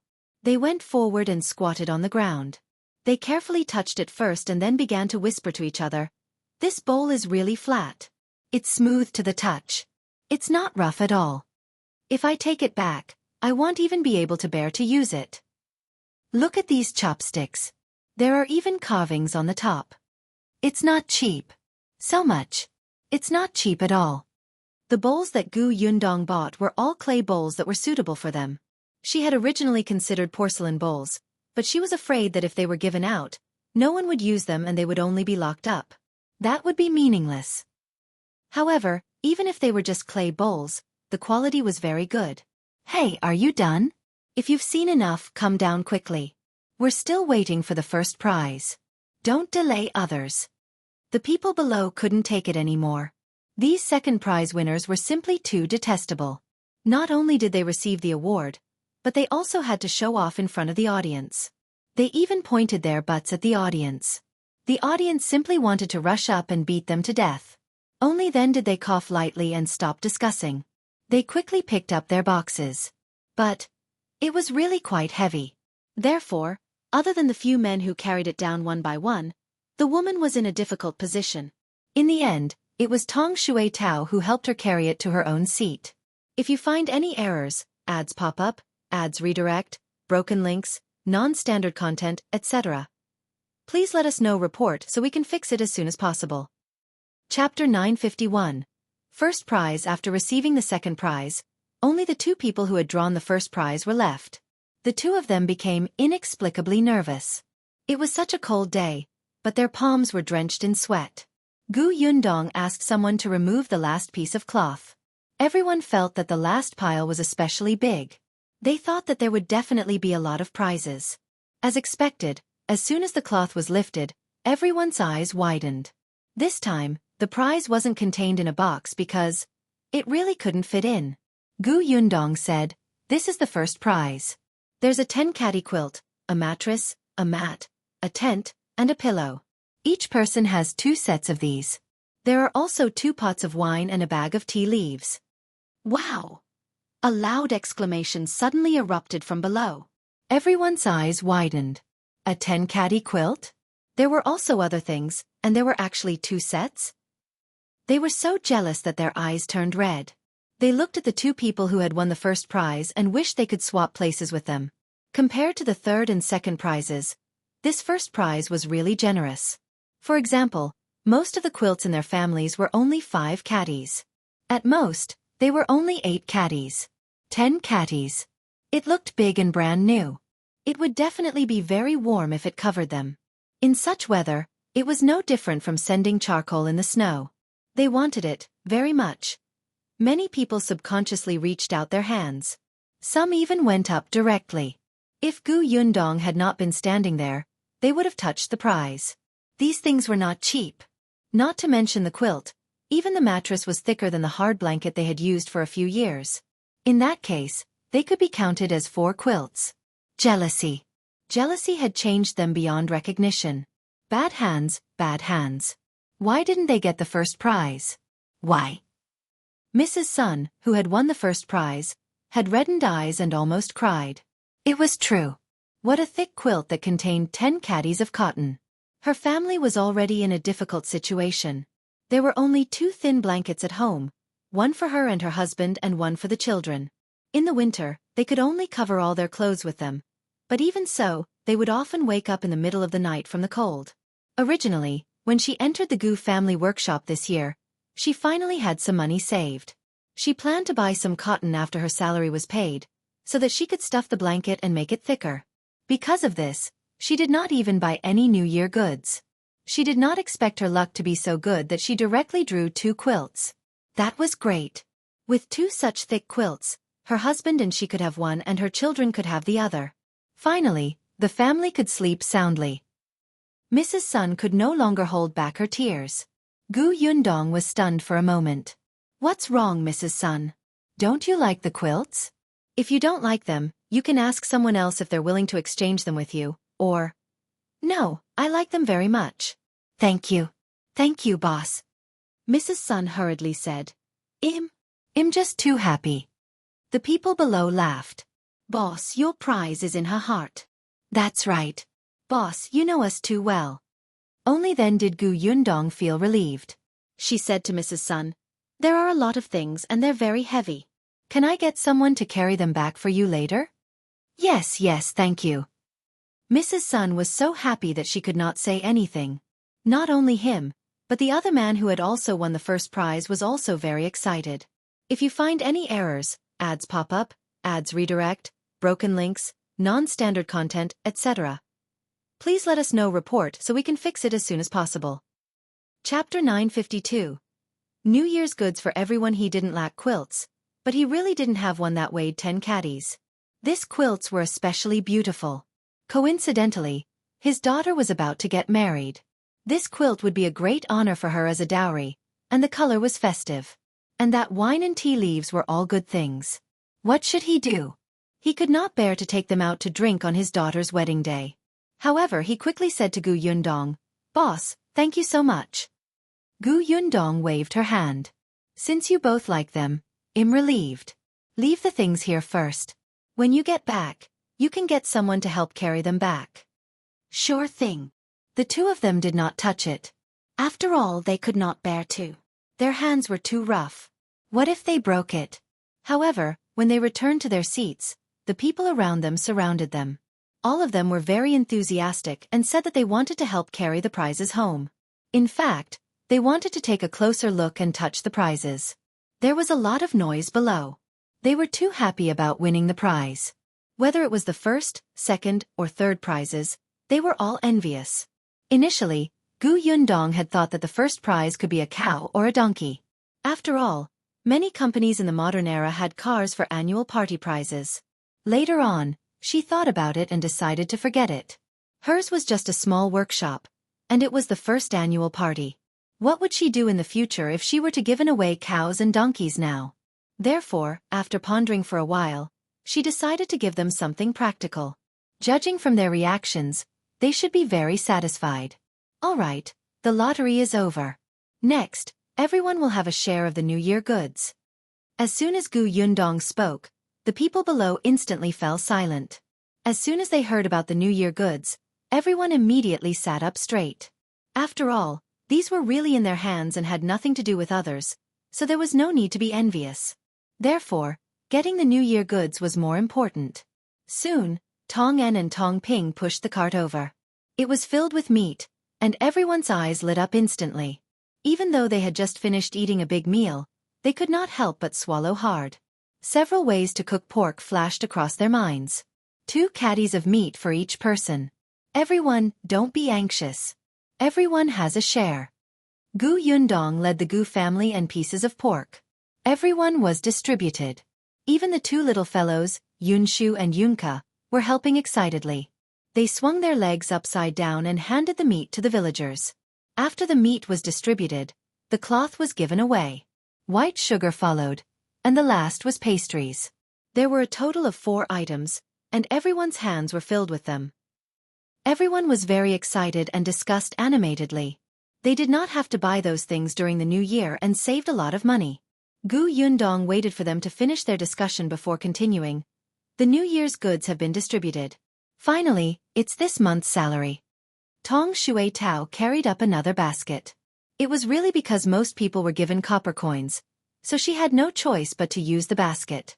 Gu Yundong took a brush and paper and an account book. She sat behind a table and said to everyone, "Now, come up one by one. You can go back after receiving the salary. It's been hard on everyone this year. Continue to work hard next year and strive to earn more money." Okay. The voices below were exceptionally loud, and everyone was very excited. Gu Yundong nodded in satisfaction and opened the account book. Come up when you hear your name. If you find any errors, ads pop up, ads redirect, broken links, non-standard content, etc., please let us know report so we can fix it as soon as possible. Chapter 953. More surprise? Gu Yundong quickly recited. Su Hua. Here. Gu Yundong had an impression of her. Last year, she was also there when the short-term workers received the New Year's goods. When they arrived, Gu Yundong took the string of copper coins from Tong Shui Tao and handed it to her. Su Hua bowed. Thank you, boss. Then, she took the copper coins and walked to the side. Gu Yundong ticked her name. Then, she started to call the second person. Just as she was handing out copper coins to the second person, Su Hua, who was beside her, suddenly exclaimed, "Boss, you gave an extra 100 copper coins." Everyone looked over in unison, but Gu Yundong was not surprised. It's the new year. Take these 100 copper coins as a red packet for everyone. Everyone has it. You can buy New Year goods with it. 100 copper coins was not much. It could be considered the year-end bonus. Everyone had worked hard for an entire year. On the last day, they still had to celebrate. When the people behind heard this, they were overjoyed. They did not expect that when the workshop closed for the holiday, there would be a meal gathering, a lucky draw, and a New Year's gift. In the end, there was even a red packet. The surprises came one after another, making them a little dizzy and unable to find the north. These things were common to modern companies, but in this era they were unique. But to Gu Yundong, these extra rewards did not cost much. In total, it was about 50 to 60 taels. However, this would make everyone happy. In the future, they would be more loyal to the Gu family and have a greater sense of belonging to the Gu family. Moreover, they would be able to publicize it for free. This money was very worth it. The pay was distributed one by one. Everyone could not help but count it again and again. It was not that they did not trust Gu Yundong and were afraid that they would be paid less. They just could not resist the desire to count the money, especially when they had an extra 100 copper coins. They felt so good. The Zhang couple, the Shi couple, Zhao Zhu, and the other managers were the last to be paid. Their salaries were high, so they were directly given silver. Everyone was a little envious when they saw this. They thought that if they worked harder, they would be able to touch silver when they became managers in the future. However, none of these people left after receiving the money. Gu Yundong found it strange. Then, she saw that everyone was busy. The tables were cleared, the stools were cleared, and the women were tidying up the pots and pans and cleaning the ground. Gu Yundong immediately smiled. Whether it was New Year goods or red packets, they were indeed worth it. In just a short while, the workshop returned to its original state. It was clean. The tables and chairs had all been returned. Everyone stood in front of Gu Yundong again with the New Year goods in their hands. They waved at Gu Yundong. "Boss, we wish you a Happy New Year in advance. We'll take our leave first." Gu Yundong waved her hand. "Happy New Year to you too. See you next year." Only then did everyone turn around and leave. The weather outside was very cold and dark, but the people who came out of the workshop were all overjoyed and warm. The families of the people from the neighboring villages who lived further away came to pick them up. Mrs. Sun's husband was also here. Although he was not in good health, it was fine for him to go out. At this moment, he saw Mrs. Sun carrying a large pile of things in her hand. There were actually quilts? Her husband's face was filled with shock as he hurriedly went up to her. Mrs. Sun was very happy to see him. She said with a face full of joy, "Husband, we drew the lottery today. I won the first prize. Look, there are 2 big quilts and beddings, and these. If you find any errors, ads pop up, ads redirect, broken links, non-standard content, etc. Please let us know report so we can fix it as soon as possible." Chapter 954. New Year Misses. Sun's husband was stunned. He subconsciously took a quilt and it, unable to come back to his senses. The people beside her had already started talking at once. "Your wife is lucky. You don't know that there were only 2 people who won this prize. Your wife was one of them. This quilt weighs 5 kilograms. Look, it's so thick." "It's thick, it's indeed thick." He nodded blankly. Mrs. Sun raised the New Year goods again. These were also given by the boss. "We don't have to buy them for the new year." Someone at the side shouted, "Let's go back first. It's already so late. Let's not stand here anymore. Let's go." Gu Yundong gave a few lanterns to the people living in the neighboring villages and asked them to go back together in case they could not see the road. However, it did not matter to them whether they had lanterns or not. The road was so wide that they could walk as they pleased. It was even more convenient for those from the local village. Many people were still waiting outside. Soon, the lively crowd dispersed. Gu Yundong led his parents and siblings back to the Gu house. The door of the workshop was closed. Next, they just had to prepare for the new year in peace. When they reached home, Gu Yundong took out a few red packets and gave one to the Tong family, the Lu family, and Xuerong. Everyone thanked her and happily accepted it.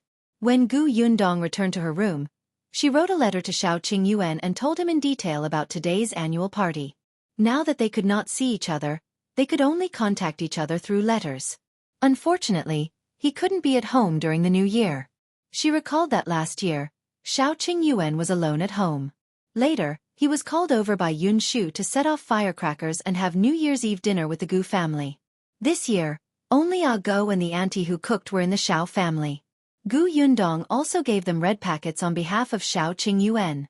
The next day, the incident at the Gu family workshop's annual party swept through Yongfu village and the neighboring villages like a violent wind. Everyone was envious when they heard that everyone had New Year's goods and a few big awards. Thus, A new round of inquiring about whether the workshop was recruiting people began again. Unfortunately, Gu Yundong was not recruiting for the time being. Even if she wanted to recruit, she had to expand the workshop first. In the following days, the Gu family began to prepare for the new year. They cleaned the house, made tofu, killed chickens and fish, and made dumplings. Everything was warm.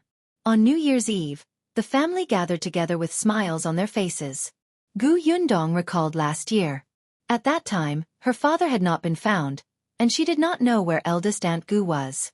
Yuanji was suffering in old Gus' house. Now, apart from Uncle Gu, her family was finally reunited. Gu Yundong believed that they would be able to find younger uncles sooner or later. This was her first wish for the new year. The dinner was very sumptuous. After eating, everyone went to set off firecrackers. Since Xiao Qingyuan wasn't around, Gu Dajiang was the one who lit the firecrackers. Gu Yundong held the little girl in her arms and listened to the crackling sounds. She looked at Yunshu and Yuanji jumping around and could not help but smile. After the firecrackers were released, Yunshu and Yuanji ran in to move the fireworks out. The two of them were bold enough to light the fireworks themselves. The fireworks rushed into the sky with a bang and exploded. The people in the village looked up one after another. The children's voices were especially cheerful. The crowing of chickens and barking of dogs made the night in Yongfu village seem like a busy city. After the fireworks ended, fireworks exploded in the sky on the other side. If you find any errors, ads pop up, ads redirect, broken links, non-standard content, etc., please let us know report so we can fix it as soon as possible. Chapter 955. Gu Yundong is also a junior who is doted on. The Gu family could not help but turn their heads and look in the direction of the fireworks. Yunshi's eyes lit up. She jumped and said, "It's Niu Don house. It must be his house that set off the fireworks." Gu Yundong smiled and nodded. It was indeed in the direction of Chen Liang's house. It seemed that the Chen family had earned a lot of money this year and was extravagant. After New Year's Eve, it would be New Year's Day the next day. It was different from last year. Last year, Gu Yundong could only give out red packets. The only red packet that was given to her came from Xiao Qingyuan. She had placed it in a box and kept it in the space. This year, when Gu Yundong woke up, she received red packets from her parents, aunt and father. Looking at the red packets in front of her, Gu Yundong's eyes burned. This was the first time in many years that she had received a red packet from her family and elders. Gu Yundong felt that her life was complete. She put away the complicated and sour feeling in her heart and reached out to take them. "Thank you, father and mother. Thank you, eldest aunt and uncle. Happy New Year." Gu Dajiang patted her head. "Happy New Year.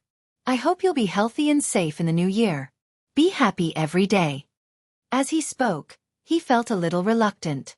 Gu Dajiang had a feeling that this year might be Yundong's last year receiving red packets as an unmarried girl.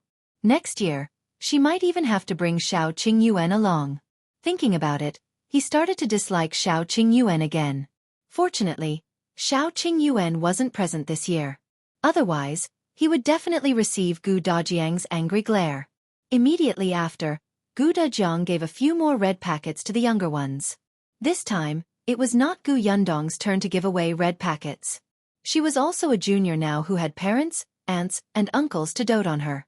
After Yunshu, Yunka, and the other children received the red packets, they ran out to play with their friends. Not long after, they brought a group of children in to pay New Year greetings. The Gu family had prepared a lot of sweets, sunflower seeds, and snacks.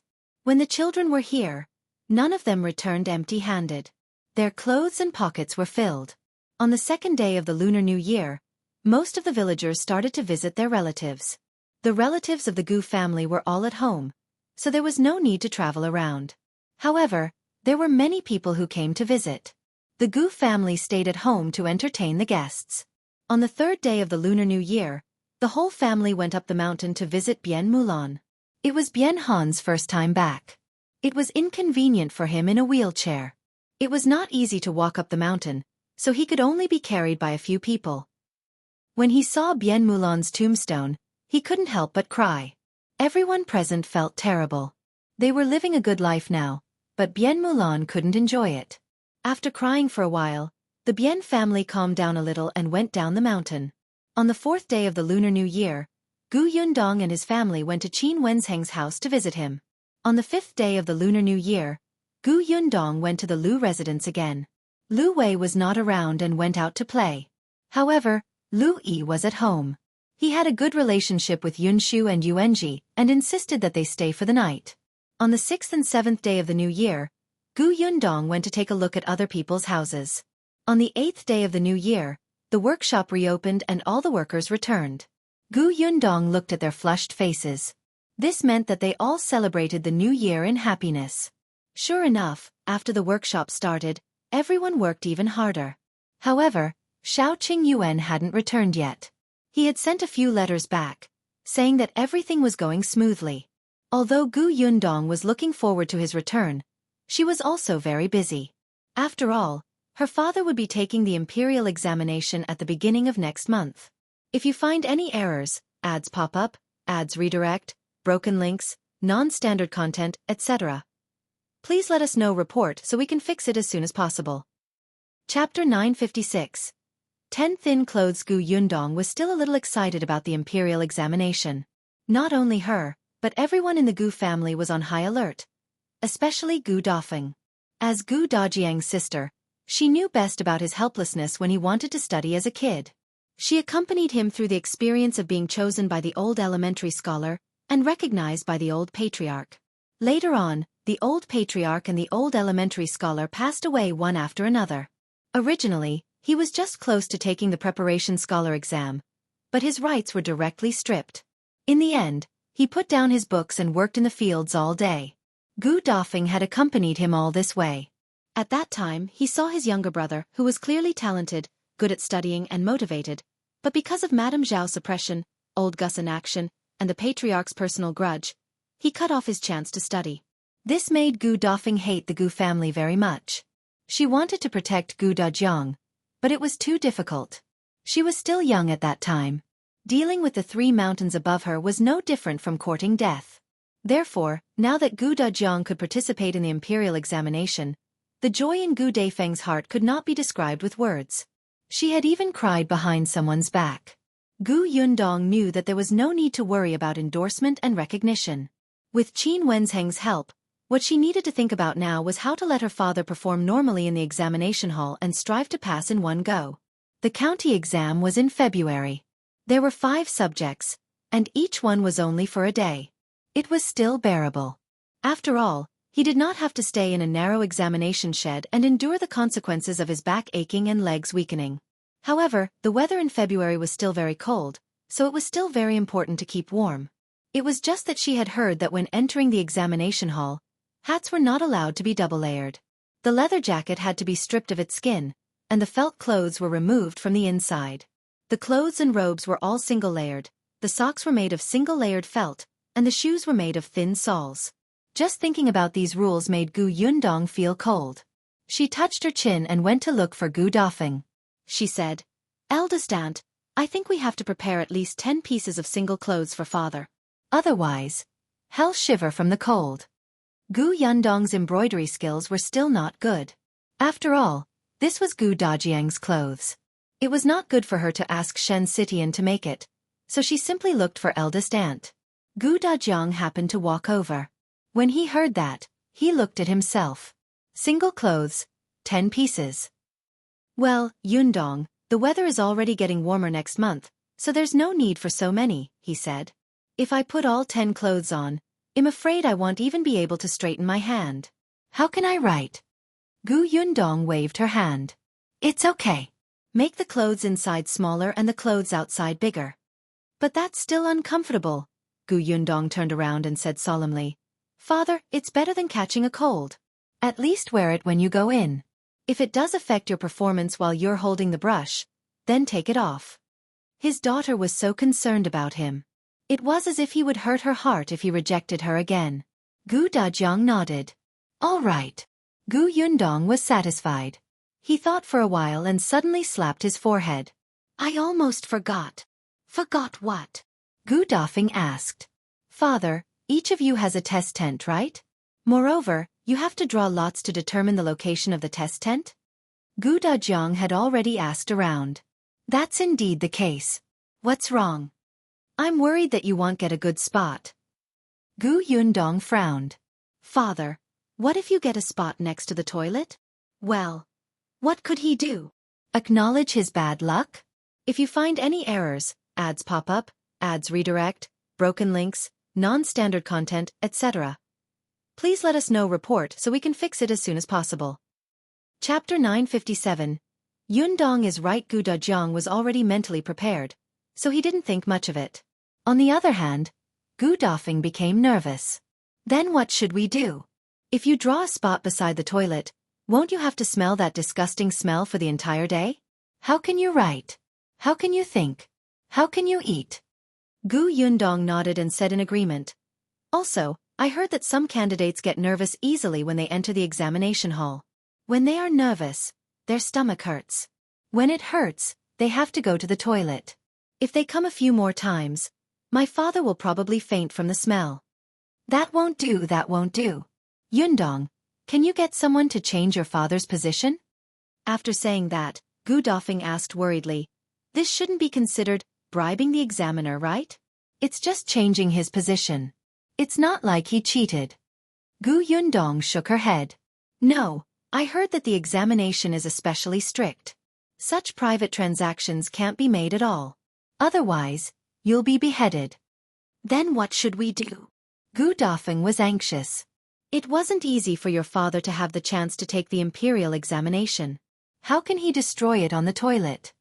Gu Dajiang was speechless. Wait, are you guys mistaken? This is just a possibility, just a possibility. Why does it sound like you've already confirmed that he'll definitely sit in the test shed beside the toilet? Hey, there are so many people taking the exam. I really don't have to. Father, you have to consider all possibilities, Gu Yundong said solemnly. Gu Dafeng nodded. Yundong is right. We can't hope for luck. What if you're unlucky? Yundong is right. Gu Dafeng continued to nod. So, Father, we have to think of a way to solve this problem first. Yundong is right. Gu Dafeng nodded halfway and suddenly looked at her in surprise. You've thought of a way? Gu Yundong said in all seriousness, I do have a stupid but very effective method here. Tell me quickly. Gu Dafeng's eyes lit up. However, Gu Dajiang suddenly had a very bad feeling. Gu Yundong said, we have to let my father get used to this smell first. You mean? Gu Yundong looked at Gu Dajiang. Father, during this period of time, when you're reading and writing articles, move the table near the outhouse. When you're used to it and can smell nothing, you won't have anything to fear. You won't care where the examination hall is when you write articles. Gu Dajiang couldn't help but widen his eyes. Yundong, I'm your father, your biological father. What the hell is smelling nothing? You even create an idiom yourself, right? When Gu Dafeng heard this, she was a little hesitant. Was this method really fine? She looked at Gu Dajiang, who shook his head vigorously. No, definitely not. I probably wouldn't draw that spot at all. Gu Yundong said, Father, you said it's possible. What if? What if your luck is extremely bad? But Yundong, I'm actually not that weak. Think about it. I've suffered in the past. I can overcome such a small matter. There's no need to make so much effort. But Dad, for the past 6 months, you've mostly been reading and writing in a comfortable environment. Now that you've suddenly fallen into such a bad situation, the difference is too great, and it's easier for you to feel unbalanced. Gu Dajiang felt that all his years of studying had been in vain. He actually couldn't win against his daughter in a debate? Yundong, are you serious? If you find any errors, ads pop up, ads redirect, broken links, non-standard content, etc., please let us know report so we can fix it as soon as possible. Chapter 958. Dressed so festively, Gu Yundong nodded seriously. Very seriously. Seeing that things had developed to this point and there was no room for negotiation, Gu Dafeng suddenly felt like laughing. How did things end up in this direction? Gu Dajiang was pushed out by Gu Yundong to the toilet door. Gu Dajiang immediately covered his nose. Yundong, I'm your biological father. Look, you can't take it anymore and have to cover your nose. You'll have to face 5 exams in the future. Won't you break down? It's precisely because you're my biological father that I'm so considerate of you. Thank you but no. Gu Dajiang wanted to leave, but Gu Yundong stood firmly behind him. Father, it said that only through hardship can one rise above others. The imperial examination is a long and arduous path. This is just a little stench. You have to overcome it. Gu Dajiang was speechless. He didn't want his daughter anymore. He could not win against Gu Yundong. In short, no matter what reason he had, Gu Yundong could find something to refute. In the end, Father Tong and Shui Rong moved a table and chair to the toilet. Gu Dajiang sat there aggrievedly. The veins on his hand that was holding the brush throbbed, and he almost showed everyone how to break the brush with his bare hands. Gu Yundong was quite satisfied, but the others standing behind her were holding back their laughter. Gu Dafeng couldn't hold it in anymore. She quickly turned her head away, but her shoulders were heaving. Madame Yang and Yunke did not understand what was going on and also giggled. Yun Shu pulled Yuanzi's arm and took a few steps back. She said softly, "Do we have to read and write like this for the preparation scholar exam?" Bian Yuanji rubbed his head in confusion. "I didn't hear the teacher say that." Gu Yunshu shrank her neck. "My elder sister is too terrifying." The two little fellows still had lingering fears. They were already thinking about how to avoid this cruel method when they took the exam. However, Gu Yundong felt that she had solved a huge problem in her heart and began to think about other things. There was no need to worry about food. It was just a day of exams. He could still fill his stomach for more than half a day with some pastries and bread. Gu Yundong thought of everything she could think of and felt that she had missed nothing. Only then did she heave a sigh of relief. In the next few days, she focused on preparing. By the end of the month, Gu Dajiang's 10 clothes were completed. Gu Yundong took it from eldest Aunt Gu and compared it. It was not bad. The outermost piece was exceptionally wide, so it should not be too tight. Gu Yundong carried the pile of clothes to look for Gu Dajiang. However, just as she reached the courtyard, she bumped into him. "Father, why do you smell so bad?" Gu Yundong took a few steps back. Gu Dajiang's eyes suddenly turned sinister as he sneered at Gu Yundong. The latter suddenly reacted. Oh no, it seemed like she did it. She immediately turned around and ran away with her clothes. Gu Dajiang snorted and returned to his room to shower and change. After more than an hour, Gu Yundong came back quietly with his clothes. She originally thought that Gu Dajiang would not be around. Unexpectedly, when she arrived at the main house, she saw her father trying on a piece of clothing. Madame Yang was looking at him with glowing eyes, as if she liked him very much. Gu Yundong was surprised. "Father, where did you get this outfit? Why are you dressed so festively?" If you find any errors, ads pop up, ads redirect, broken links, non-standard content, etc., please let us know report so we can fix it as soon as possible.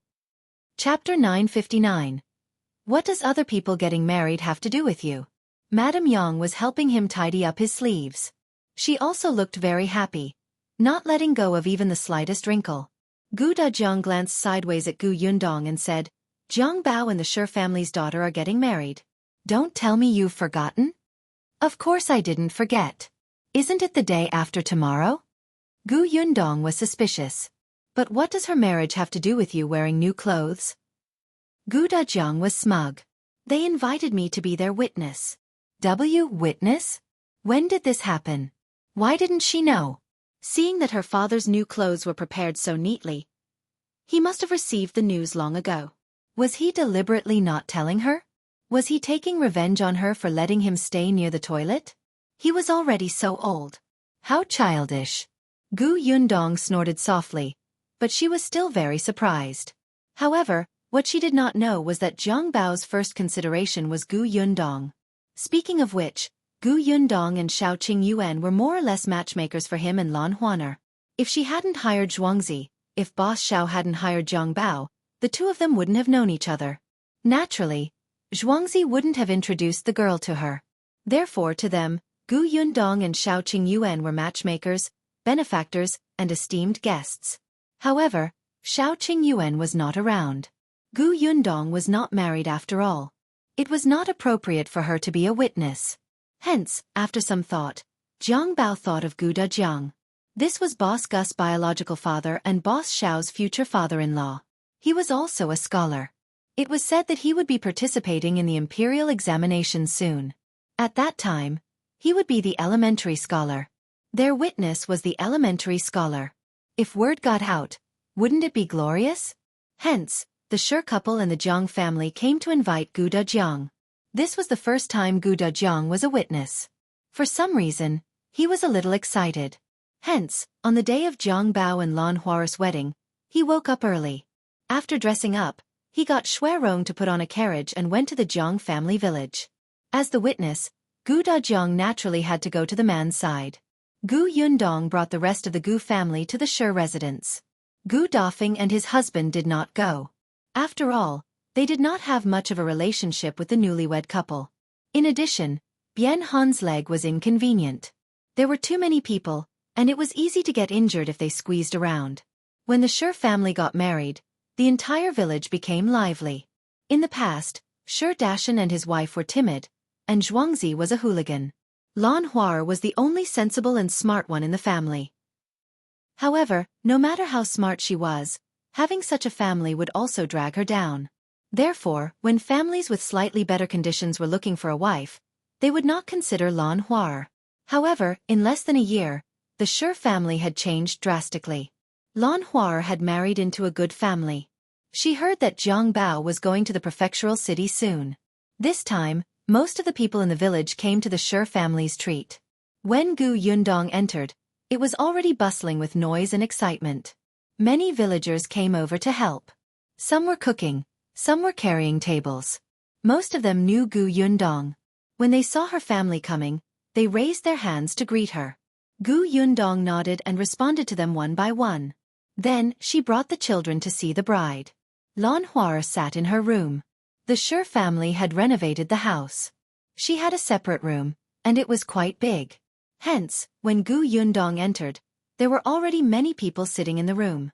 However, there were a few familiar faces. They were ladies and women from the village, and some were complete strangers. They were probably relatives of the Shi family. If you find any errors, ads pop up, ads redirect, broken links, non-standard content, etc., please let us know report so we can fix it as soon as possible. Chapter 960.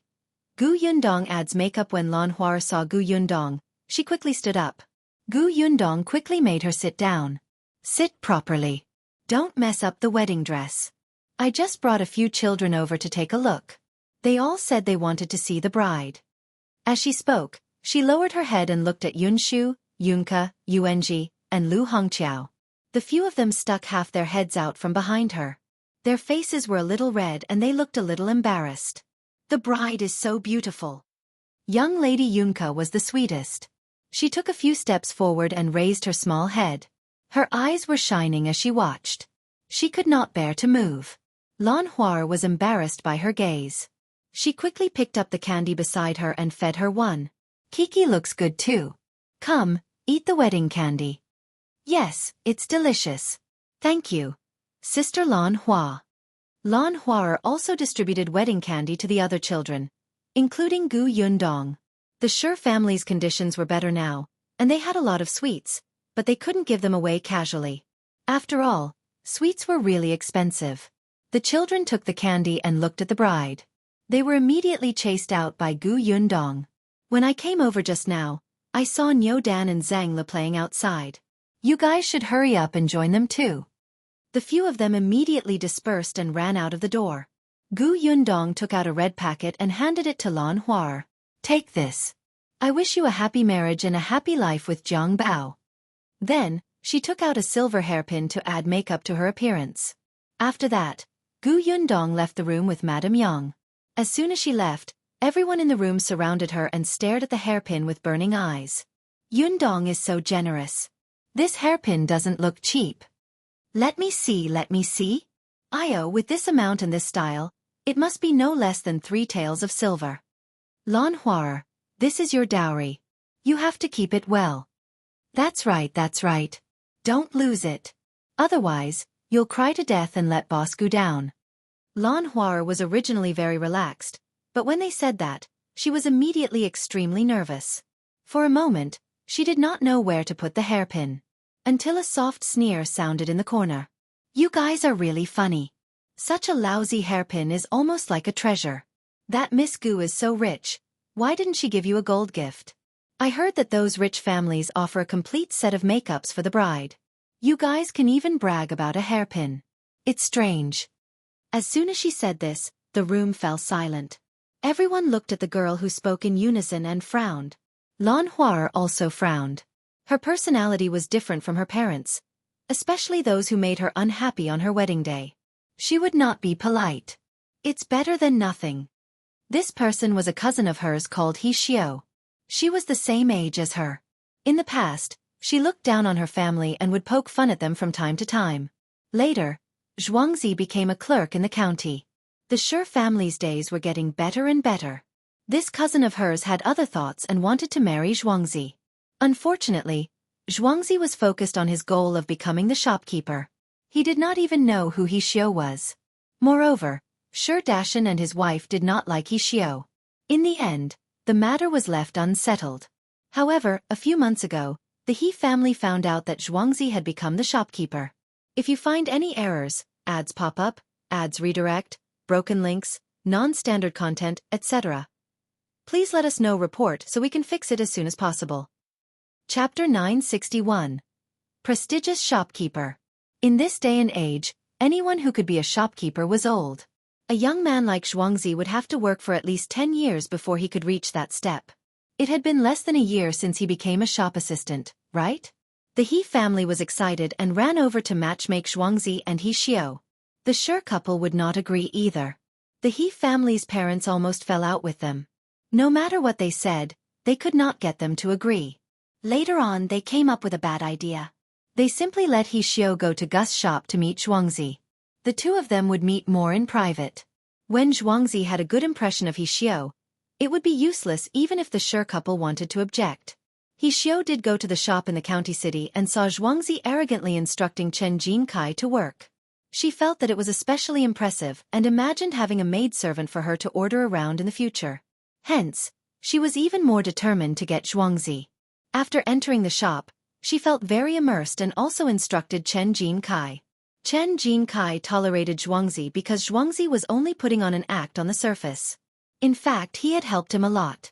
This was the way the two of them interacted. But where did this woman called He Xiao come from? It was simply baffling. Then, He Xiao was chased out by Chen Jinkai. Zhuangzi looked on coldly and even gloated. These relatives of the He family were really ugly. Zhuangzi had never liked them in the past. When his parents were in trouble, they would avoid them and hit them when they were down. Now, seeing that Zhuangzi's family's lives were getting better and better, they rushed to curry favor with them, which made Zhuangzi extremely disgusted. Therefore, no matter what He Xiao's personality was, Zhuangzi would not consider it. Although he had become the shopkeeper, Zhuangzi was still not stingy. He went straight to He Xiao's village to look for the He family's parents. If they let He Xiao pester him again, he would make a fuss that the entire village would know and make He Xiao unable to marry in the future. If He Xiao had the guts to marry him, he would also have the guts to beat her to death. As for being filial to his parents-in-law, don't even think about it. He Xiao's family really felt that he could do it. They were a little timid. After weighing it for a while, they still felt that they should let it go. Hence, they restrained He Xiao and stopped her from looking for Zhuangzi. Lan Hua did not expect He Xiao to make things difficult for her here. With her temperament, she actually looked down on Gu Yundong's gift? What a joke. He Xiao was a little angry after being rebuked by Lan Hua. She stood up and wanted to quarrel with her. However, she was quickly suppressed by her sister-in-law. Stop it. Today is Lan Hua's big day. If you make a fuss, Zhuangzi will be the first to not let you off. It's not like you don't know Zhuangzi's temper. He Xiao took 2 deep breaths and endured it. In the end, she did not say anything. However, after lowering her head, her eyes dotted around and her gaze landed on the hairpin. The He family's sister-in-law immediately changed the topic, and everyone looked away from He Xiao. The chattering in the room quickly became lively again. Not long after, there was a sudden commotion outside. Immediately after, a child ran in and shouted, "The groom is here!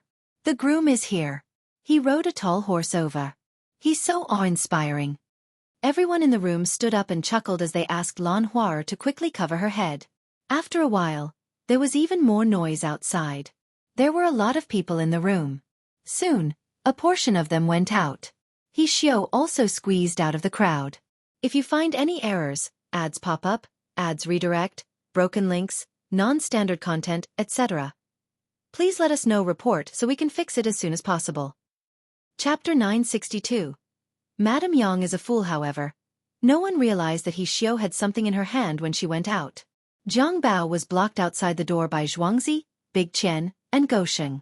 One moment, they wanted him to flip around, and the next moment, they wanted him to recite poetry. The onlookers were overjoyed. However, Zhuangzi thought that he knew a few words and even pretended to come up with couplets, causing Yunshu and the children to laugh. Zhang Bao was quick-witted.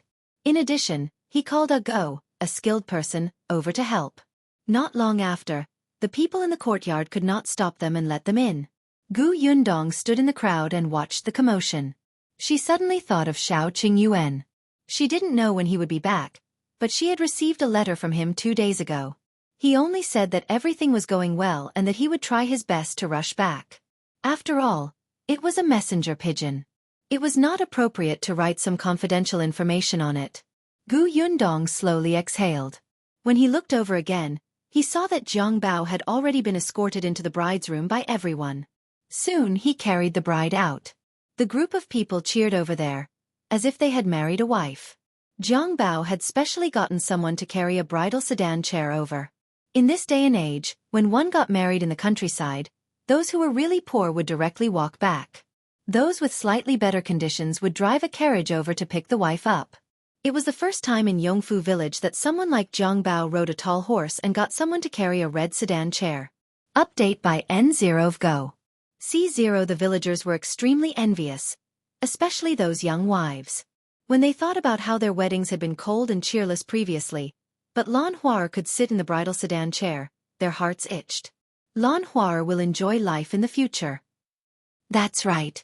Who would have thought that the Shi family would have such good fortune a year ago? The Shi family is lucky. They're following the Gu family now. When Lan Huar returns to the family, I heard that Zhuangzi and the Shi family's son-in-law are going to the prefectural city. He Xiao was very disdainful when she heard this. Just wait. She wanted to see if the Gu family would always take care of the Shi family in the future. Lan Huar was taken away. Shi Dashan and his wife were reluctant, and their eyes were red. Even though Zhang Bao had repeatedly promised to take good care of Lan Huar and not let her suffer, they were still worried. It was only when the bridal sedan was further and further away, and could no longer be seen, that Shi Dashan turned around and started to call everyone into the courtyard to eat. Gu Yundong sat at the head of the table with Madame Yang beside her. However, Madame Yang was a child. After eating, she got off the table and went to play with Yunka. Gu Yundong let her be and only let Lu Hongxiu keep an eye on her. When He Xiao saw Madame Yang leave, she hurriedly swallowed the meat in her mouth. She put down her chopsticks reluctantly and hurriedly followed. Madame Yang liked to play with children. In the past, there were children who secretly scolded her for being a fool. Later on, the Gu family became better and better, and Gu Yundong became more and more domineering. These children were reminded by the adults not to offend the Gu family. Moreover, because Yunshu was good at her studies and had a lot of experience, she had vaguely become the king of children in this village. Therefore, when Madame Yang came over, the children were also very friendly to her. However, He Xiao frowned. It was mainly because Lu Hongxiu was watching over Madame Yang, so she couldn't find a chance to get close to her. He Xiao had already thought it through. Madame Yang was a fool. She was easy to deceive and trust. She would tell Madame Yang that the hairpin belonged to the Gu family and was worth a lot of money. It was a pity to give it to someone else. Wouldn't it be good to leave it for her daughter as a dowry in the future?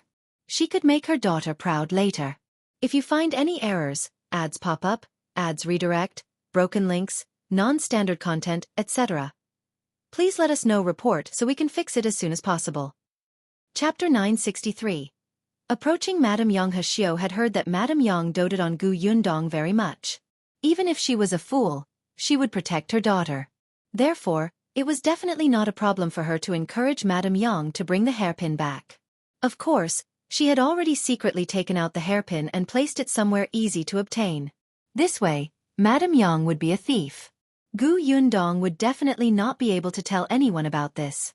Otherwise, it would ruin her mother's reputation. That hairpin could not be used in the future. It could not be seen by everyone. It could only be hidden forever. As for Lan Huar, she would definitely find out that the hairpin was missing when she counted the dowry the next day.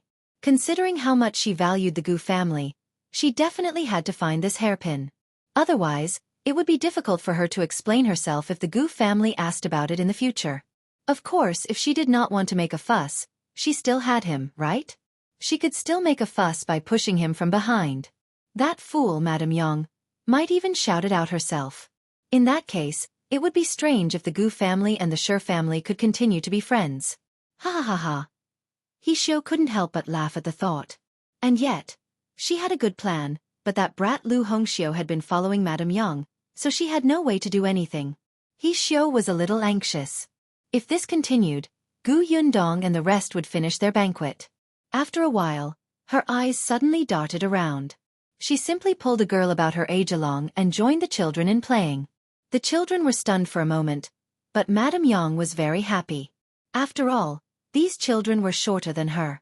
She was overjoyed that the two newcomers were as tall as her. Lu Hongxiu, who was standing at the back, narrowed her eyes slightly. She was not following Madame Yang. As long as Madame Yang was in her line of sight, there was nothing to worry about. She just felt that this girl who suddenly appeared beside Madame Yang was strange. Lu Hongxiu was meticulous, so she paid more attention. Soon, she realized that this girl would come to Madame Yang's side from time to time and mutter. She looked like she was joking, but the scheme in her eyes could not be hidden from her. After all, He Xiao was inexperienced. It was not enough to play tricks in front of Lu Hongxiu. Lu Hongxiu did not know what she wanted to do and could only watch. However, she still called her sister, Lu Hongqiao, over and asked her to inform Mississippi Gu Yundong had already finished eating, but she could not leave halfway. In addition, the person at the table had been talking to her, so she could only continue to sit. Unexpectedly, Lu Hongqiao ran over and secretly told her that someone had designs on Madame Yang. Gu Yundong narrowed her eyes. TSK, someone actually had designs on her mother again. Last time, there was Jiang Yongkang. Who was so blind this time? She just didn't know if they wanted to harm her mother or if they wanted her help. Gu Yundong got up, informed Shi Dashan and his wife, and followed Lu Hongqiao out. Lu Hongxiu was standing outside the door. When she saw her, she hurriedly called out, "Mississippi." "Yes, how's my mother?" "Who's the person who approached her?" Unexpectedly, Lu Hongxiu had a strange expression on her face. She looked at Gu Yundong as if she wanted to say something but hesitated. Gu Yundong raised her eyebrows and looked forward, but she did not see Madame Yang. "Where's my mother?" She frowned. Lu Hongxiu was not with Madame Yang? "It's over there. I'll bring Miss over." As Lu Hongxiu spoke, she led Gu Yundong to a corner not far away. If you find any errors, ads pop up, ads redirect, broken links, non-standard content, etc., please let us know report so we can fix it as soon as possible. Chapter 964. I squeezed it back before she reached the corner of the wall. She heard begging sounds coming from inside. The voice wasn't loud. When she got closer, she could vaguely hear the words, "Stop hitting me." "Hit?" Gu Yundong frowned and turned to look at Lu Hongxiu. The latter nodded and said, "It's the girl called He Xiao." Gu Yundong took a few steps forward and turned the corner. He saw a few children surrounding a girl, their little fists landing on her. Yun Shu snorted. "Who asked you to bully my mother? Do you think we're blind? How dare you be so unscrupulous in front of me? It'll be unfilial if I don't hit you." "Yes, unfilial." Yunka swung her fist and hit He Xiao's shoulder hard. It was just that her position was not very good, and her own hand hurt to death. The little girl immediately changed her leg and kicked her. He Xiao had a ball of cloth in her mouth and was trying hard to spit it out. She finally shook it off and quickly said, "Let go of me quickly, or I'll call for help." At this moment, her hand was pressed back by Madame Yang. Madame Yang was very strong. She was used to doing farm work in the past. Now that her family's conditions were better, she still liked to do it, especially those potted plants. It took a lot of strength to move them around. There was nothing wrong with restraining a little girl like He Xiao. As for the children surrounding He Xiao, other than Yunshu, Yunke, and Yuanji, there were also Zheng Yu, Zheng Lu, and Niu Dan from the Zheng family. However, only Yunshu and the other two attacked. The others acted as a wall and surrounded He Xiao. The corners of Gu Yundong's mouth twitched. After watching silently for a while, she finally said, "What happened?" The few of them turned around at the same time. Madame Yang couldn't help but loosen her grip. He Xiao immediately took the opportunity to escape and took 2 steps back. Now that her hands and feet were free, He Xiao immediately said, "Miss Gu, you saw it with your own eyes. I was blocked here by your mother and your brother and sister. Look at my clothes. They're all footprints from their kicks. My body hurts to death. If I walk out now, others will know that they're bullying me with numbers. I'm afraid your Gu family's reputation will be ruined." Oh, the guilty party was the first to complain. Gu Yundong found it funny. "Why did they hit you? What else could it be? Naturally, they flew into a rage out of humiliation because I didn't give in to your mother when we were playing." "Nonsense," Yunshu immediately retorted. She said to Gu Yundong, "Eldest sister, she has ulterior motives. She actually wanted to instigate mother to steal. She has evil intentions. We can't let her off easily." "I didn't," He Xiao immediately retorted. Madame Yang snorted heavily. "Yes, you did. You told me yourself. You said that you wanted me to take back the hairpin Dong Dong gave to Laner. That belongs to Dong Dong. You even know where the hairpin is." As she spoke, she looked at Gu Yundong and said proudly, "She still treats me as a 3-year-old child. How could I fall for such a trick?" Gu Yundong nodded. "Mother is the best." Madame Yang agreed. "That's right. Dong Dong said that what she gave away belongs to someone else. How can I take it back? That's called going back on your word and being despised. How can I let Dong Dong be despised? So I rejected her very firmly. I didn't expect. She actually called me a fool and even pinched me." Yunke raised her hand. "I saw it, so I pinched her back." "I pinched her back too," Madame Yang said impatiently. "If you find any errors, ads pop up, ads redirect, broken links, non-standard content, etc., please let us know report so we can fix it as soon as possible." Chapter 965. Big Sister is right. Yunshu and Yuanji, who were standing at the side, also nodded vigorously. "We've all pinched her back." Gu Yundong. "Big Sis said that we can't be quiet when we're being bullied, especially when the situation is advantageous to us. There are so many of us and we're on our own territory. I'm also a future martial arts expert. There's no reason for me to not retaliate when someone attacks, right?" Yunshu had always treated Gu Yundong's words as a wise saying, and he carried it out very thoroughly. As for martial arts master, this was something he had self-proclaimed. Ever since the accident that almost cost Tongan his life, Yunshu had been very active in practicing martial arts with him. Yuanji was the same. However, while Yunshu was very good at studying, his talent in martial arts was really ordinary. Still, he was very hardworking and firmly believed that he would definitely be an expert in the future. Gu Yundong nodded. "You're right." As expected of what she had taught him. It was very good. However, He Xiao, who was at the side, almost vomited blood. Indeed, she had only pinched Madame Yang, but that was not serious. It was not heavy at all and did not hurt her. In the end, these brats had pinched her arm until it was bruised. Even now, she still felt a dull pain. What was worse was that not only did they push her into this corner, but they also taught her a lesson. He Xiao was filled with regret. Madame Yang was not an ordinary fool. Gu Yundong looked at He Xiao. "So, you want to scheme against my mother, right? And I gave that hairpin to Lan Huar. It should have gone to the Jiang family with Lan Huar now. Why is it still here? Did you steal it?" He Xiao's heart skipped a beat and she quickly looked up. Unexpectedly, she met Gu Yundong's sharp gaze and immediately defended herself. "I didn't, Miss Gu. Do you believe what they say? The children just don't like me and are messing with me. I've never said anything about a hairpin. Never. If you don't believe me, look at your mother. Do you see any traces of me pinching her?" After saying that, she wanted to walk out. "Forget it. I won't argue with the children. I'm unlucky. Can I leave?" He Xiao wanted to leave before Gu Yundong could react. Unfortunately, just as she turned around, Tong Shui Tao stood behind her.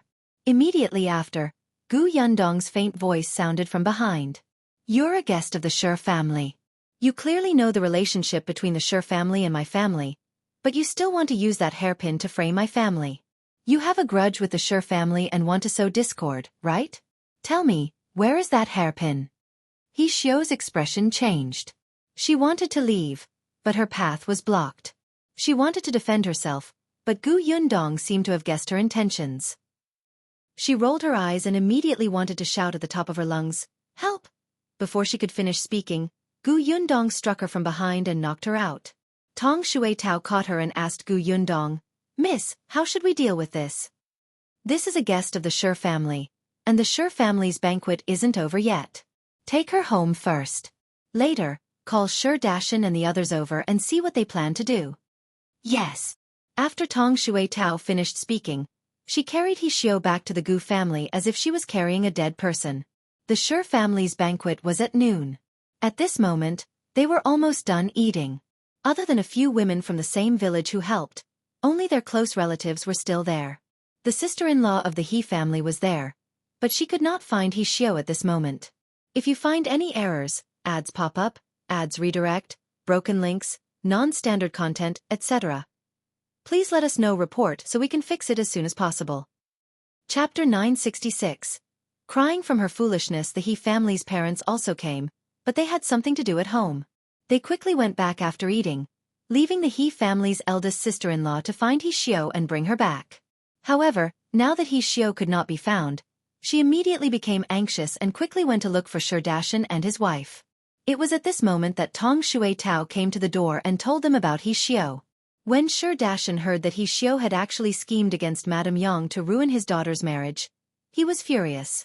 He quickly went to the Gu residence with his wife, He Yi, and brought the He family's eldest sister-in-law along. The He family's eldest sister-in-law was dumbfounded.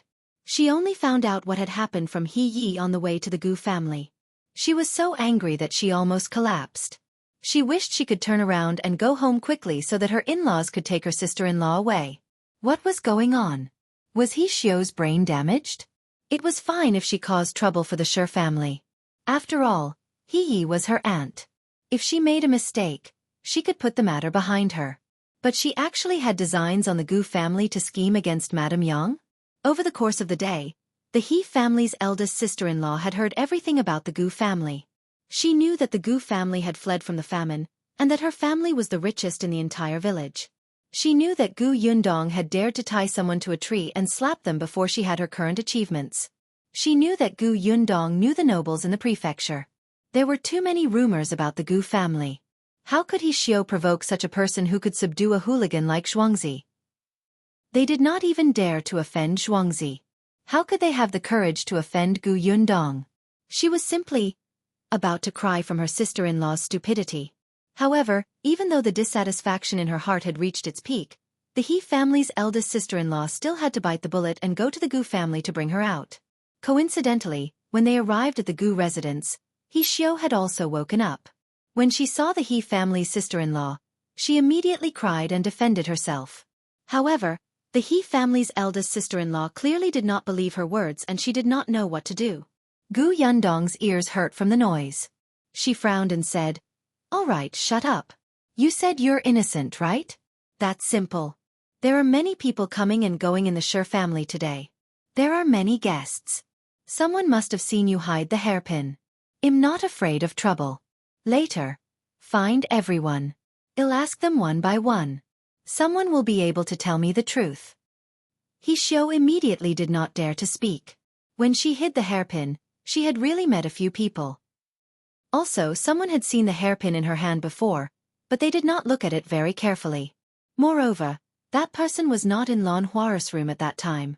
He did not know that Gu Yundong had given Lan Hua a hairpin to add makeup, so he did not suspect anything. However, if the matter really blew up and those people associated everything, what could they not understand? Her reputation would be completely ruined. He Xiu was silent.